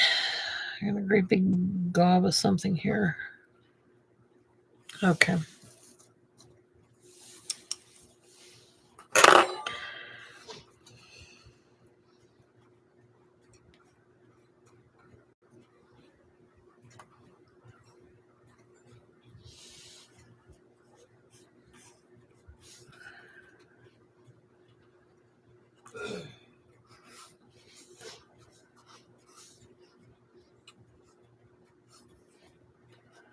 Yeah, it's covering the very light green, the first light green that I did. It's covering that up nice, but it's not. It would need a lot of coats, like if I really wanted to paint over the green, the darker green, and any other spots it makes. So I'm just going to give it that little light of a coat. You probably should have had a second coat before I put the foam stuff on it. But okay, so that was that. 26 will be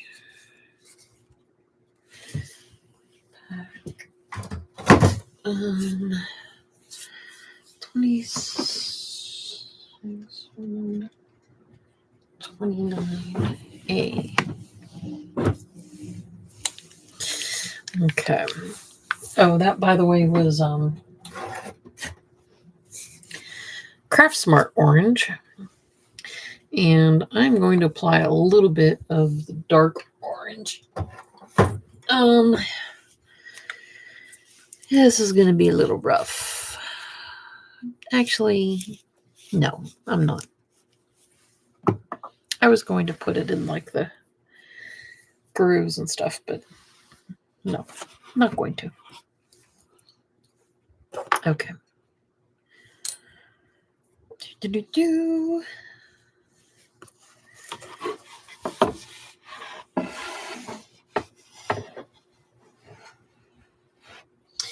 Yeah, the I'm sorry, I'm reading the chat now. The chat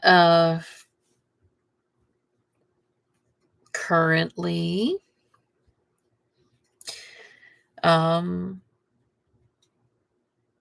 daylight savings times ends the first weekend of November. But don't worry, it'll be back next year.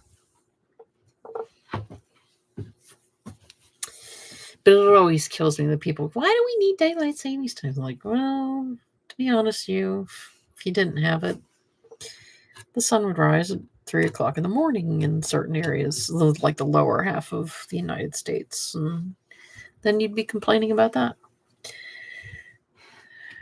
So, And there are people that don't understand how that all works and stuff. It's like, if you lived in Florida, your sunset is later than mine up here in the north. Like right now, I said it's at 7:30. You people are weather people. I'm gonna have to look this up.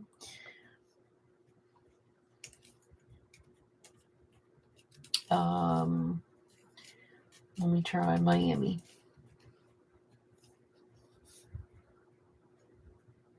Okay, so it's about the same time.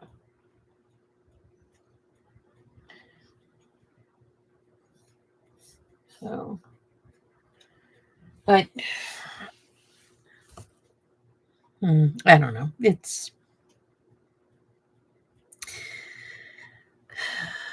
We need to keep sciences in the schools because it's a mess.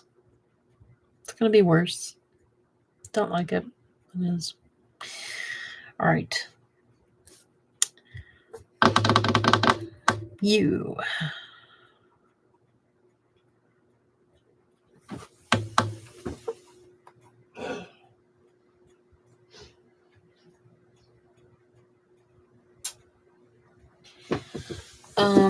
I have you drawn out to be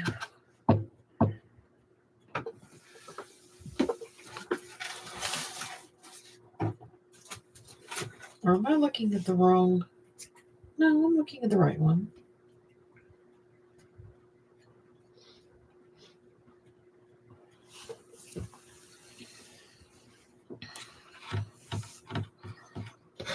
Yeah, let's move this guy up into the screen.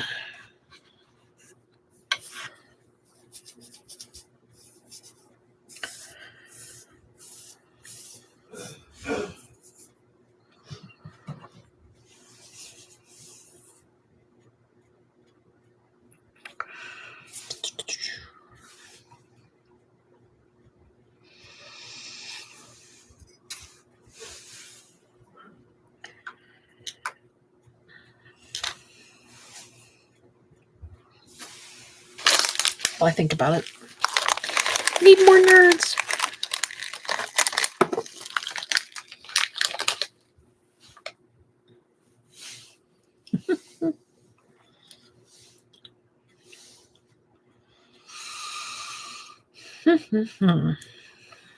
So let me touch up those.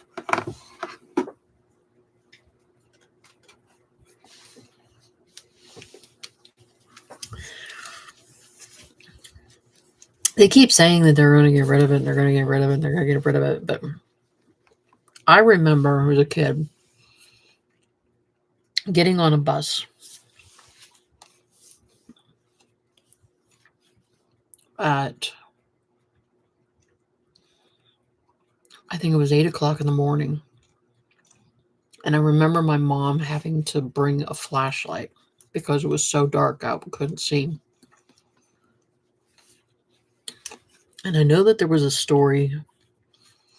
I know there was a school bus wreck in Georgia. When I went to find the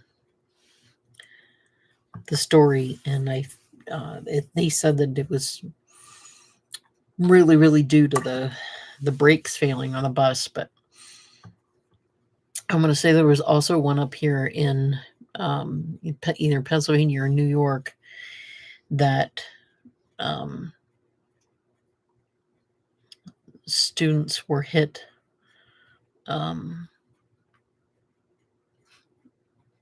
because the people didn't see them crossing the road to get to the school bus. And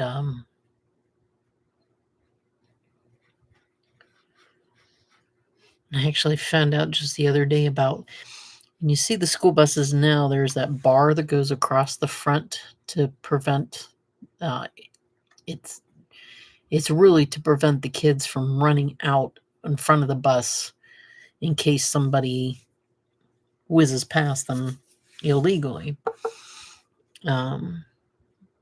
There's a name for that bar. I can't remember what it is now, but it was named after the little girl who was killed doing that. And but like I said, I remember going to the bus, pitch black, and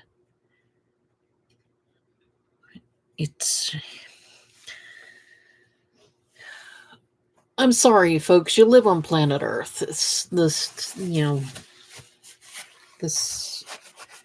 You complain about the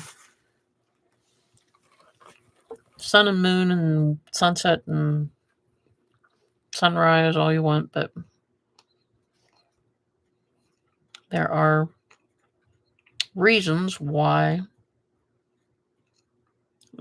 it happens. Not sunrise, moon, but there are reasons why we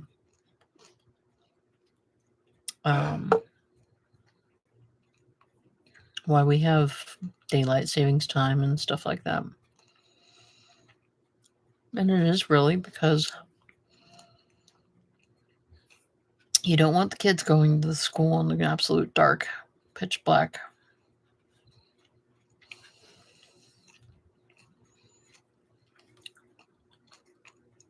At least here in the lower 48.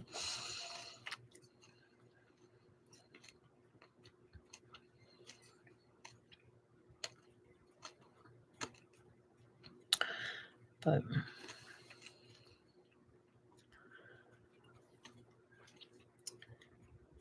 sure, yeah, they'll do it, and then they'll reverse it back, and because everybody forgets how it happens, what happens the last time they did it, and did it before, because they weren't around, they weren't kids then.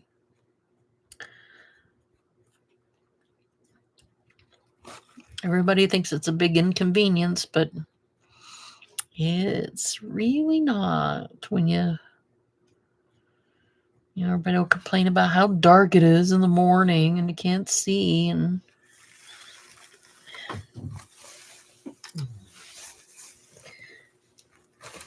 one thing after another.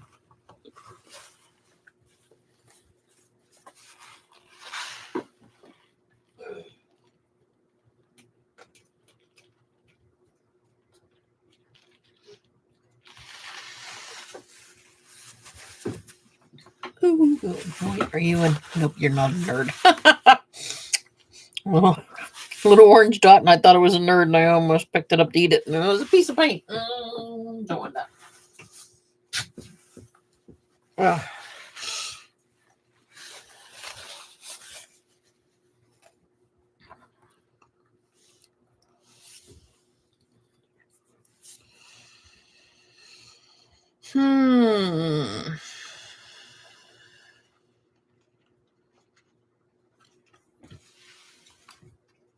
Give me that paintbrush back.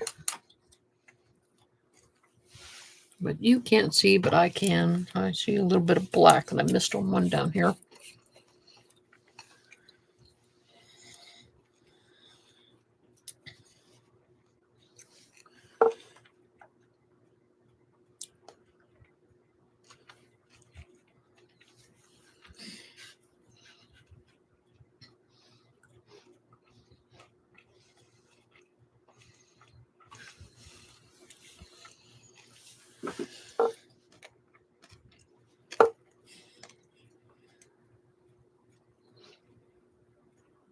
Pardon me if you can hear me chewing on the nerds.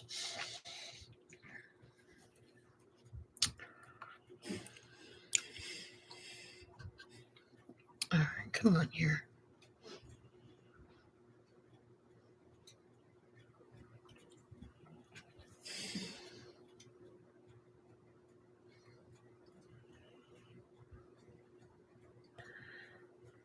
Yeah, I botched up that one.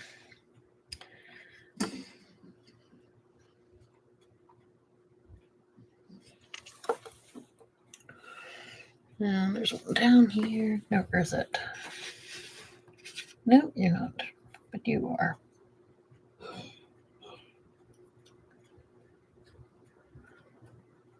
Okay. All right. Sure, I'll find another spot of black that I missed.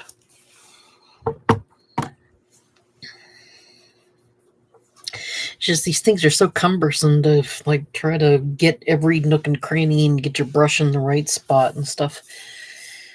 It's pain. Okay. So he's dry. Let's go back up here and do him.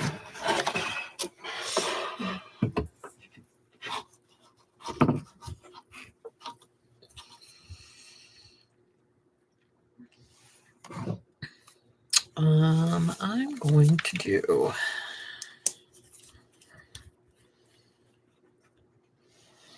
green. Yeah. Or should I do pine green? I'm going to do pine green.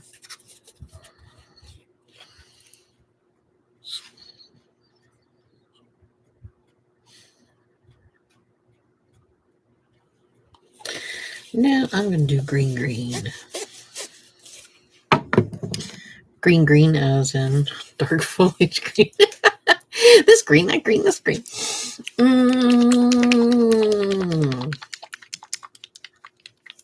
All right, dark foliage green. And sometimes when I get these bubbles and stuff like this, I will put the lid back on, squeeze the bottle, and then that pops the bubble into the lid. Because if I had done that, squeezing the bottle here, it would have popped the bubble, and it's a paint bubble.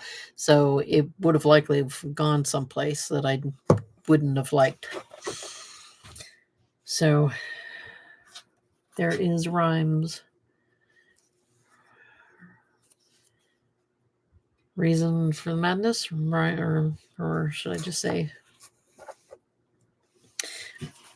rhymes to my reason?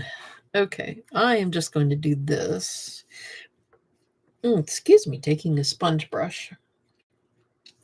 And I'm going to get the tip up there. And I'm just going to randomly get it. I don't want it to be super soaked, so that's why I'm just kind of wiping off the excess. And then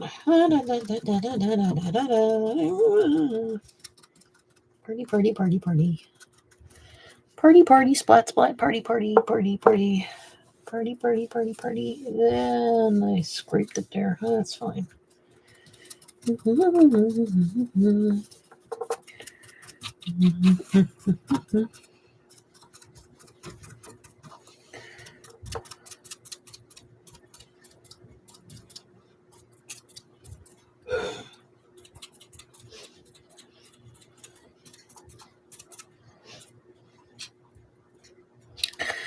And him, I liked.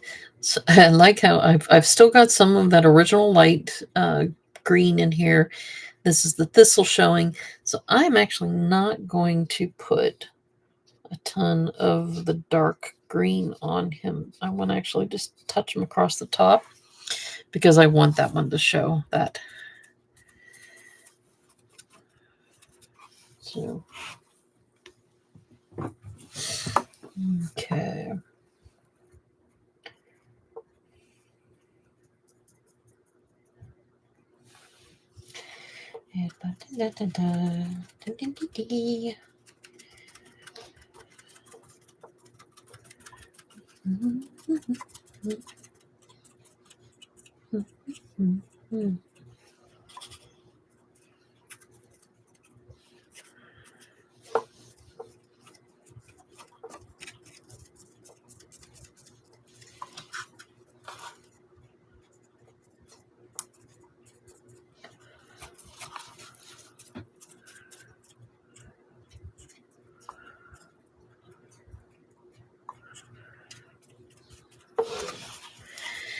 I might go through and add a little bit more to it. And maybe I should put a little bit of orange, dark orange in the background. Maybe.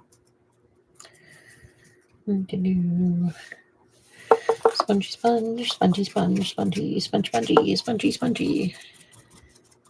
Squeaky. Squeaking.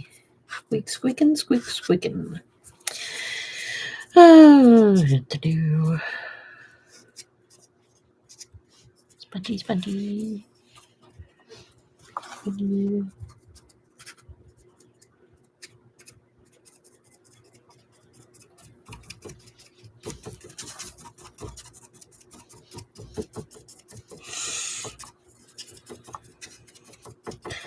The Wordy pumpkin that I bought recently actually has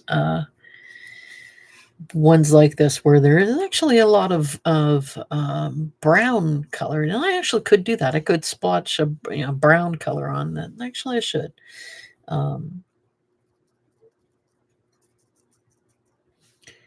But that's why I put that pigskin color underneath to give it a little bit of brown on the bottom side of it.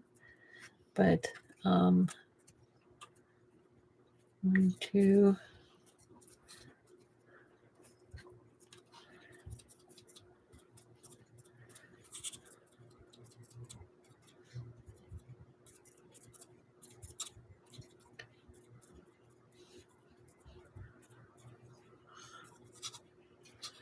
The one I bought has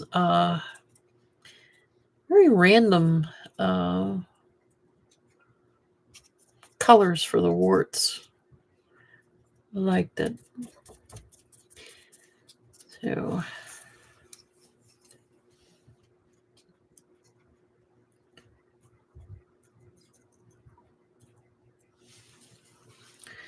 spongy sponge, spongy sponge. And you have to say spongy sponge when you do this because it's the only way that it works. You just, when you're doing sponge stuff, you have to say spongy sponge, spongy sponge. You have to. It's how it works. Otherwise, the paint won't stick. Gotta have some fun with it.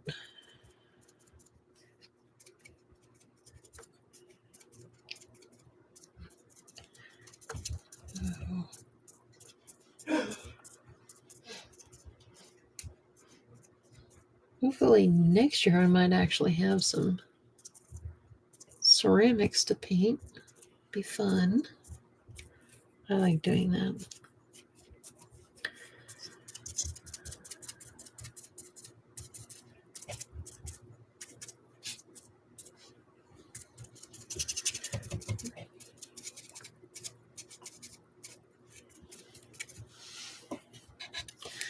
Ooh, you need some.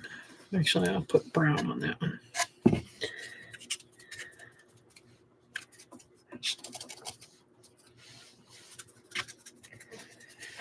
Oh, you need a little bit on that side. All right, I might actually switch to smaller.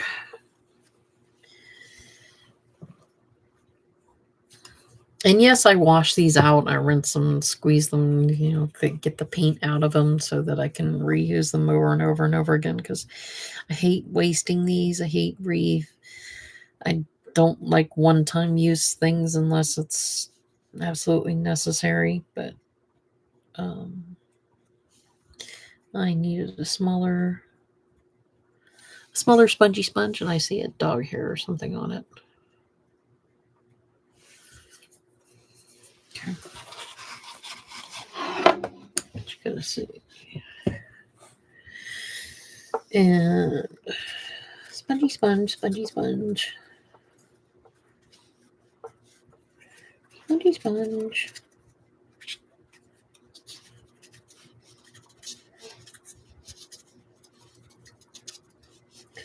Whoop. I almost got the one that I said I was going to leave alone.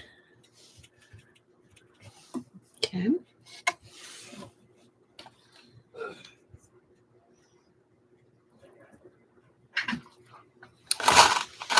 Oh, stop it.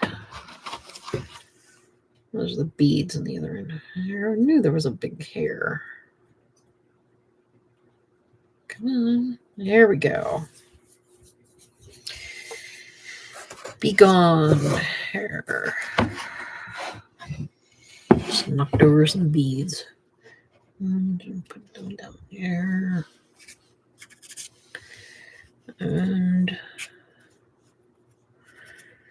spongy sponge, spongy sponge.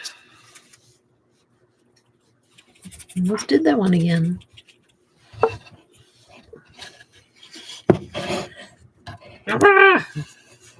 Almost painted myself again. I hate it when that happens. So if I paint my hand and then I accidentally touch the hold of something, like I grabbed a hold of the yellow pumpkin and then would have lifted off, and I'm like, where'd that green come from? Yeah, if it's for me, I would have totally done that. Okay. Spongy sponge. Spongy sponge. Spongy sponge. I'm okay if it's lighter. Or, sorry, darker in spots because it needs to be spongy sponge.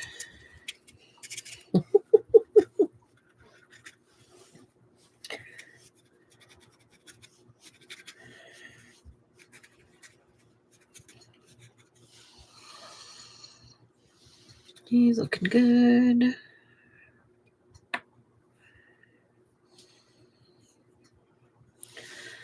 Spongy sponge.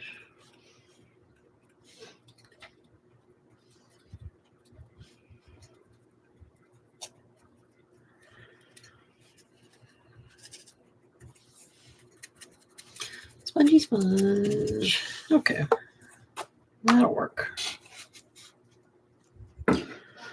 So now, I'm going to let that dry. I'm going to put my thing in with my brushes. Okay.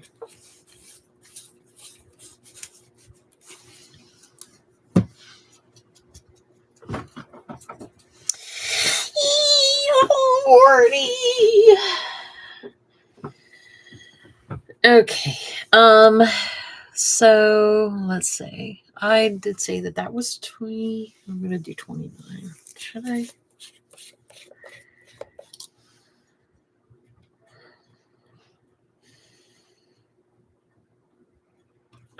Actually, no. I'm gonna go lighter. Let's do lighter. So that was 29. 180.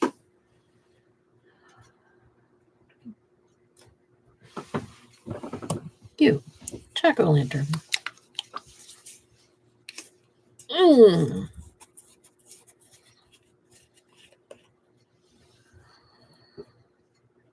swear that's what I painted that originally. Because I thought, yeah, I'll paint a jack-o'-lantern. Well, we're definitely going to now.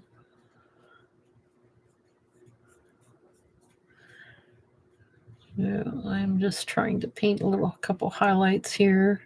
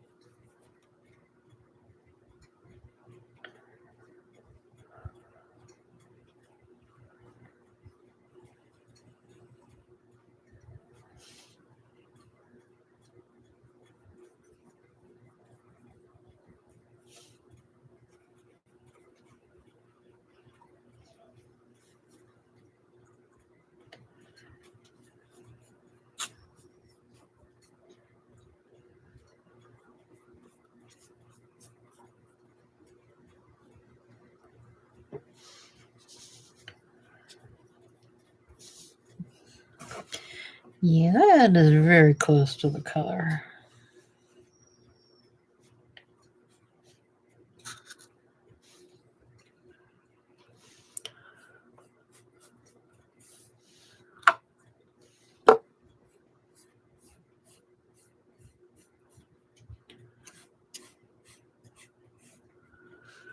I'm going to leave that.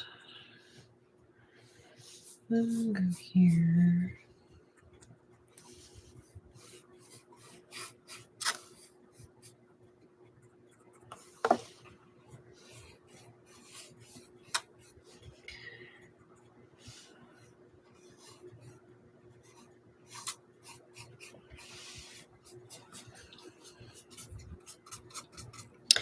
Yeah, that doesn't help me at all.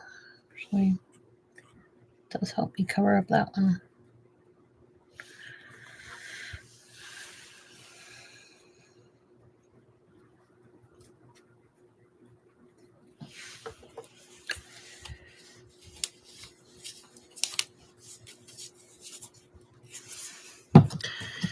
All right, give me a little bit of... Actually, I'll do apricot instead.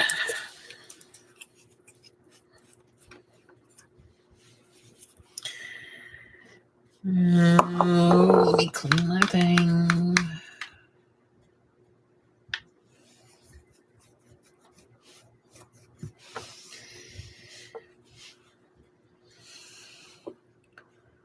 There we go.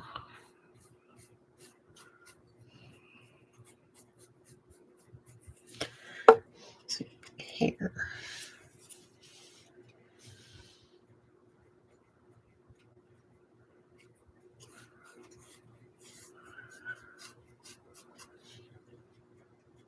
This is a apple barrel apricot. You can also use Deco Art Crafters acrylic squash blossoms. Very close, super close match, if not a precise match.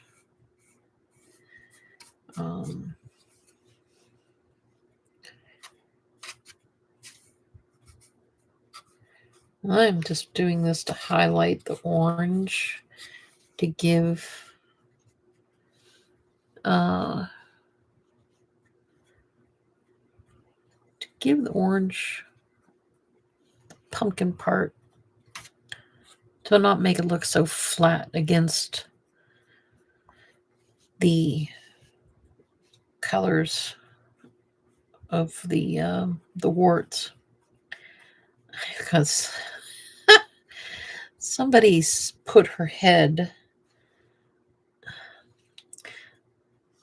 The dog has put her head on my foot and is falling asleep, and her head's going off my foot until I make a noise, and then she wakes up. Huh? What? Now she moved. There, she moved it off. There you go. I know that wasn't very comfortable for you, puppy, either.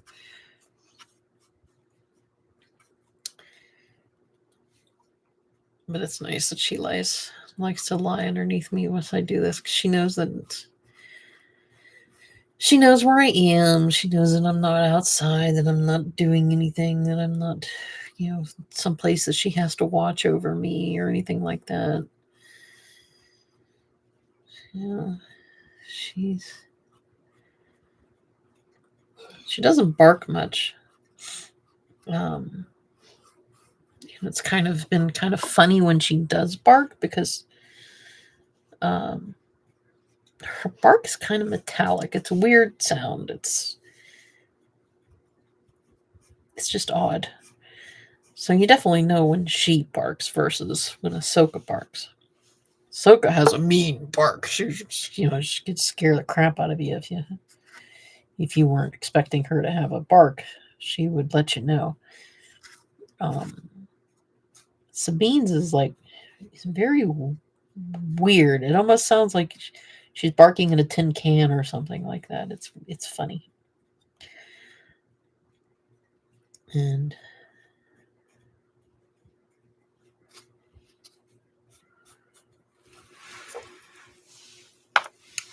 yeah, that's giving it a little more pop. Yeah. Oh.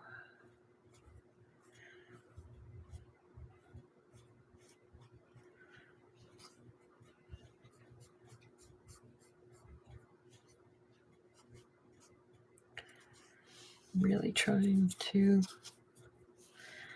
not get any orange on the warts, because I've already painted them to a degree. It is 1:45.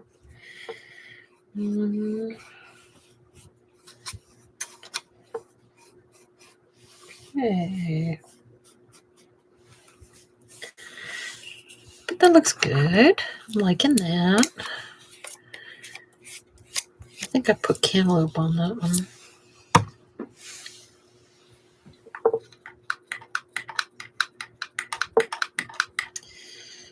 Clean out my brushes here soon.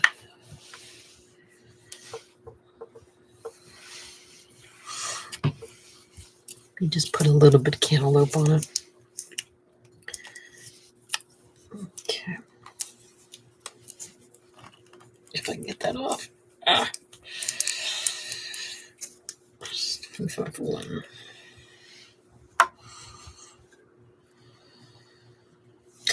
Actually, I'm not going to use that brush. I'm going to use this brush. Okay. Actually, I'm just going to use the wood. Just the outer edge because I want to brush it off.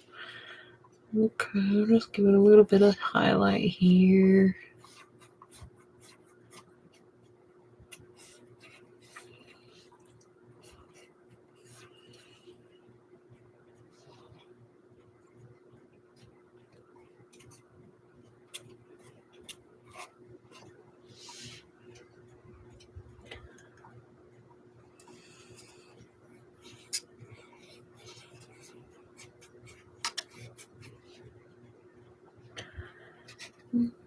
Mm-hmm.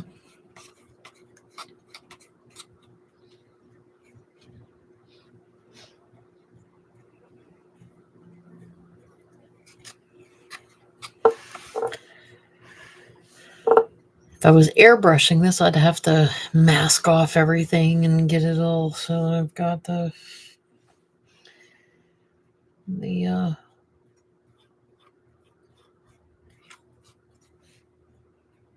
things in the right spots, and probably would still take it just as much long time to paint.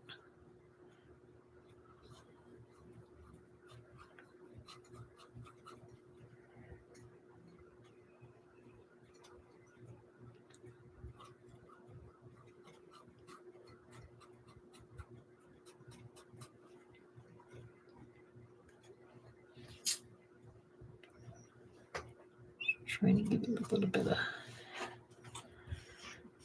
of highlight here and there.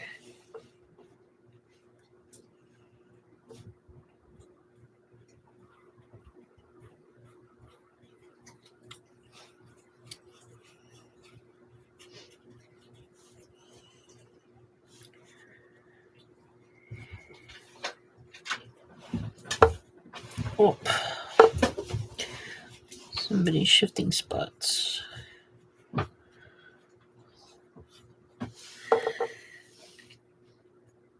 Now he's looking like a good pumpkin. He's looking like a happy, warty pumpkin.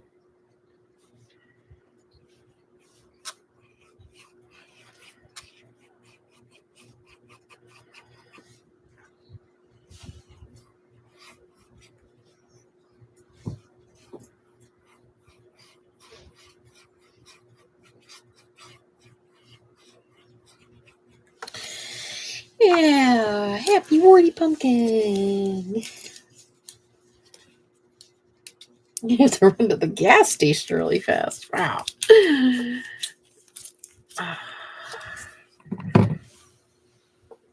I'll be here.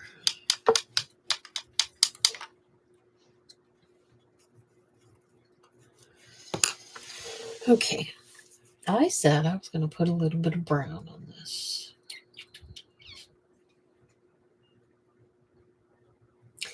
And I want it to be a dirty brown. Ooh, you are a good dirty mud brown. Excuse me. So who's that? Where are my browns? You are wrong colors. You are my browns? No, you are the blues.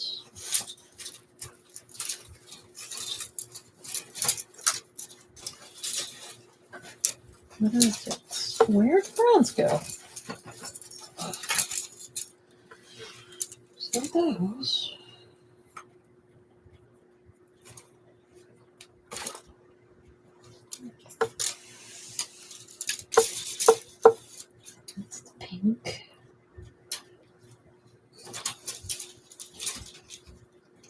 The blue is not blue. There's the browns. Okay.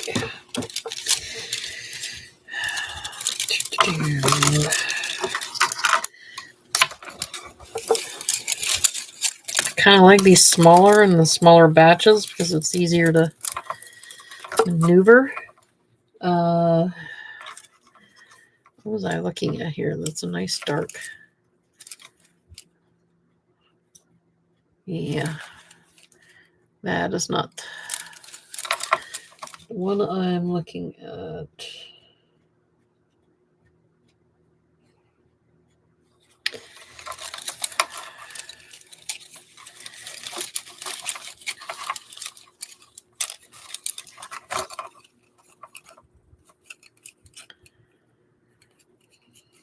You too far. 116 territorial beige. Ooh, that's a muddy brown. Definitely mud brown. And actually, I do have one that's called mudstone. It's actually up here.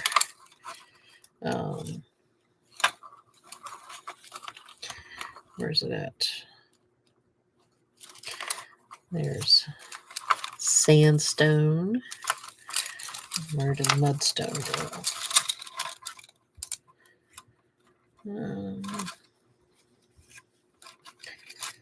Sandstone, desert sand, khaki.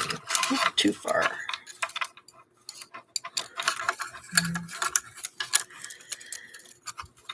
How many of these are called? Territorial beige. There's mocha, nutmeg brown, milk chocolate. Thought I saw it. Jute, trail jam, flesh tone. One brown. Come on, where is it? This maple sugar tan. I always like it. I like that. That's a neat color. Where the heck did it go? All right, now you're gonna make me look it up.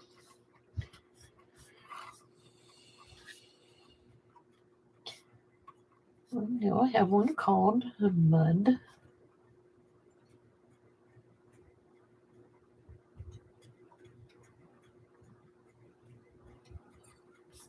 All right, I know it. Where is it at?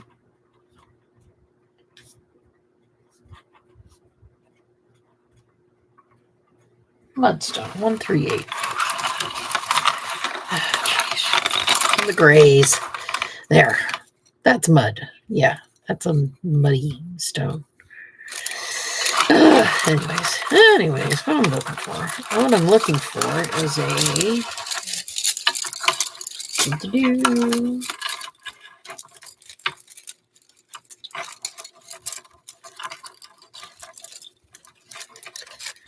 this set of browns. Oops, I just twisted my finger in the wrong way. Too light.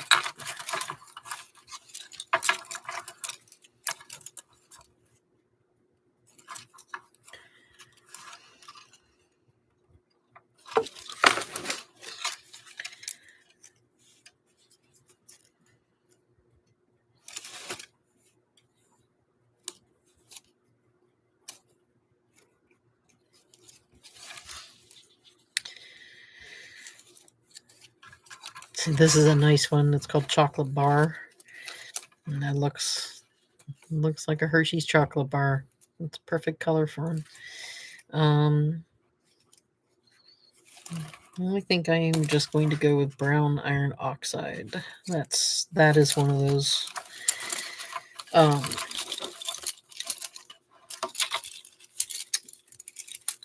old colors. Vintage colors, if you want to call it that. I'm just going to dab a little bit of that on.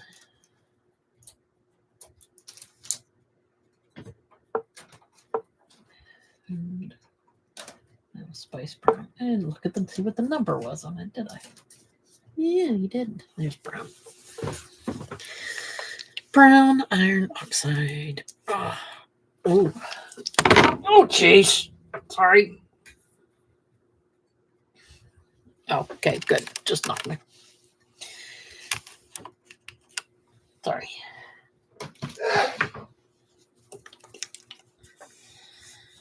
Where did that come from?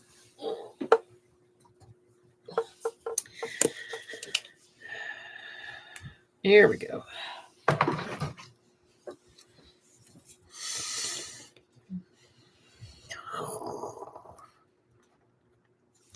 Yeah, he'd be good. Give me that little guy I had right here.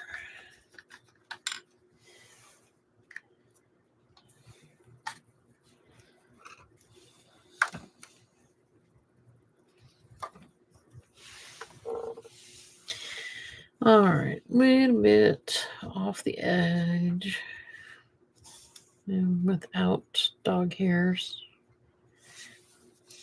or something. I don't know what that was. All right, this guy right here, you're getting a little bit of brown. I will put you a little bit there too. Put a little bit there. I'll put a little bit here. Tiny bit. Dab on right there.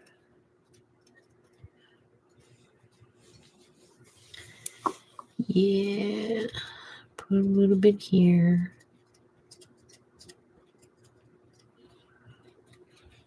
Not going crazy with it. I just want it in a couple of spots to kind of help.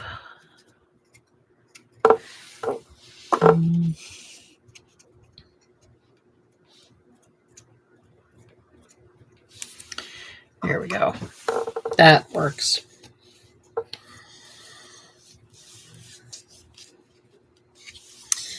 I'll look that up so everybody can see it.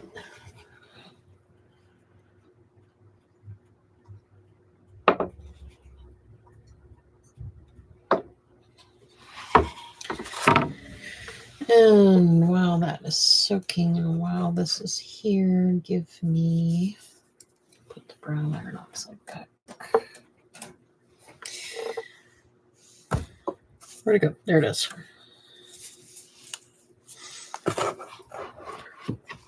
I will paint this one up here.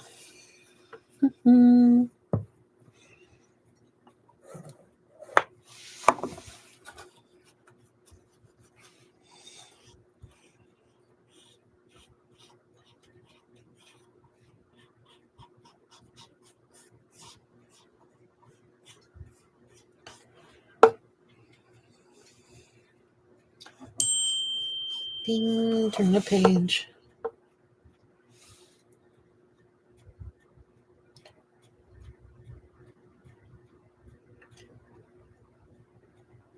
Yes, I know. I'm wrapping up.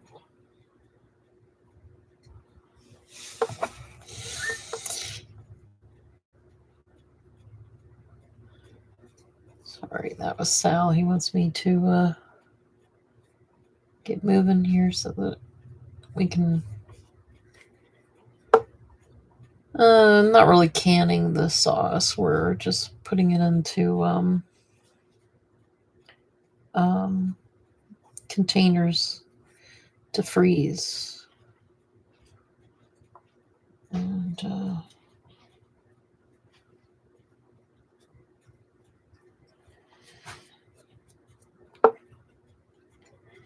so and there's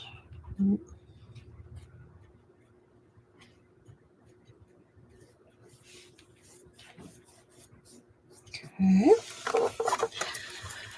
All right, let's lift this guy on its end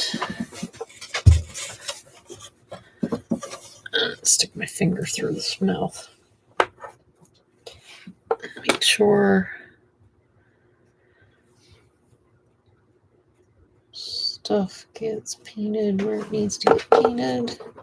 No, you can't go anywhere. No, you can't go anywhere. You're stuck. Sorry. All right, puppy, you're stuck.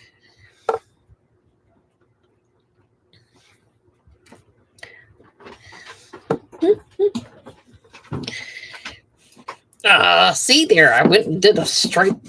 Wasn't watching where I was doing. I'll blame it on the dog. She bumped me.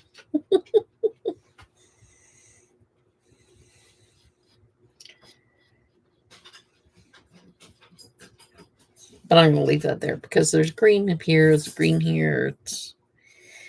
It's not meant to be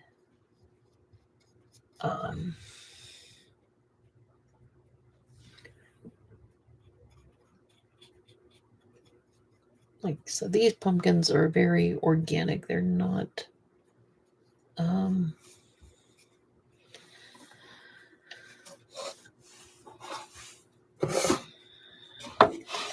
they're not meant to be perfect. I mean, they're perfect in their own little way. I'm sorry you can't see this. All I'm doing is just painting the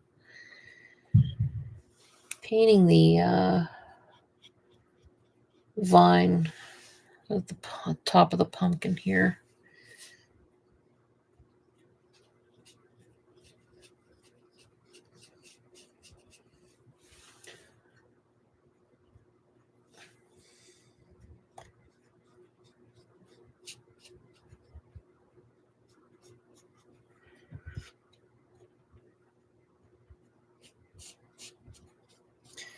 This is one thing I would actually have stood the thing up on its end and painted it there. So, all right.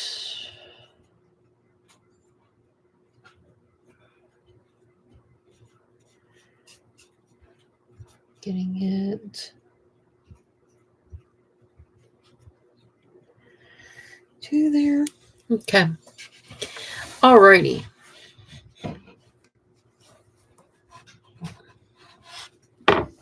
It's getting close. Getting very close. No, I will not leave that just that color. What I will probably do is I probably could take alfalfa. It needs to dry. There are some spots that are a little wet, so I'm going to let that dry. But I might take that alfalfa color and just draw lines up through it to make it look like the vine that the pumpkins do have. And it is 7 o'clock. We are going to be finished for now. What I am going to do is the orange one that's down here at the end. Since I've already painted an orange one on one of the others, I'm going to paint. Sorry, lift him up. Oh, yeah, there we go. This orange one here, I'm going to paint that one off camera. So next week, it'll be this happy guy and this happy one. This one down here on the bottom. Another 2 gourd-like ones here to here. So, thank you very, very, very much for watching.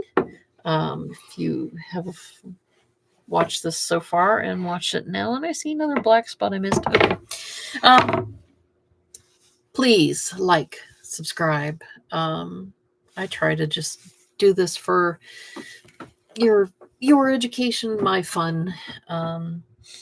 And I will be back next week. And we'll be hopefully finishing this one off. And hopefully by then I'll have a pink pumpkin. Hopefully I do. Thanks, guys. I will give Sal a big hug. Thank you.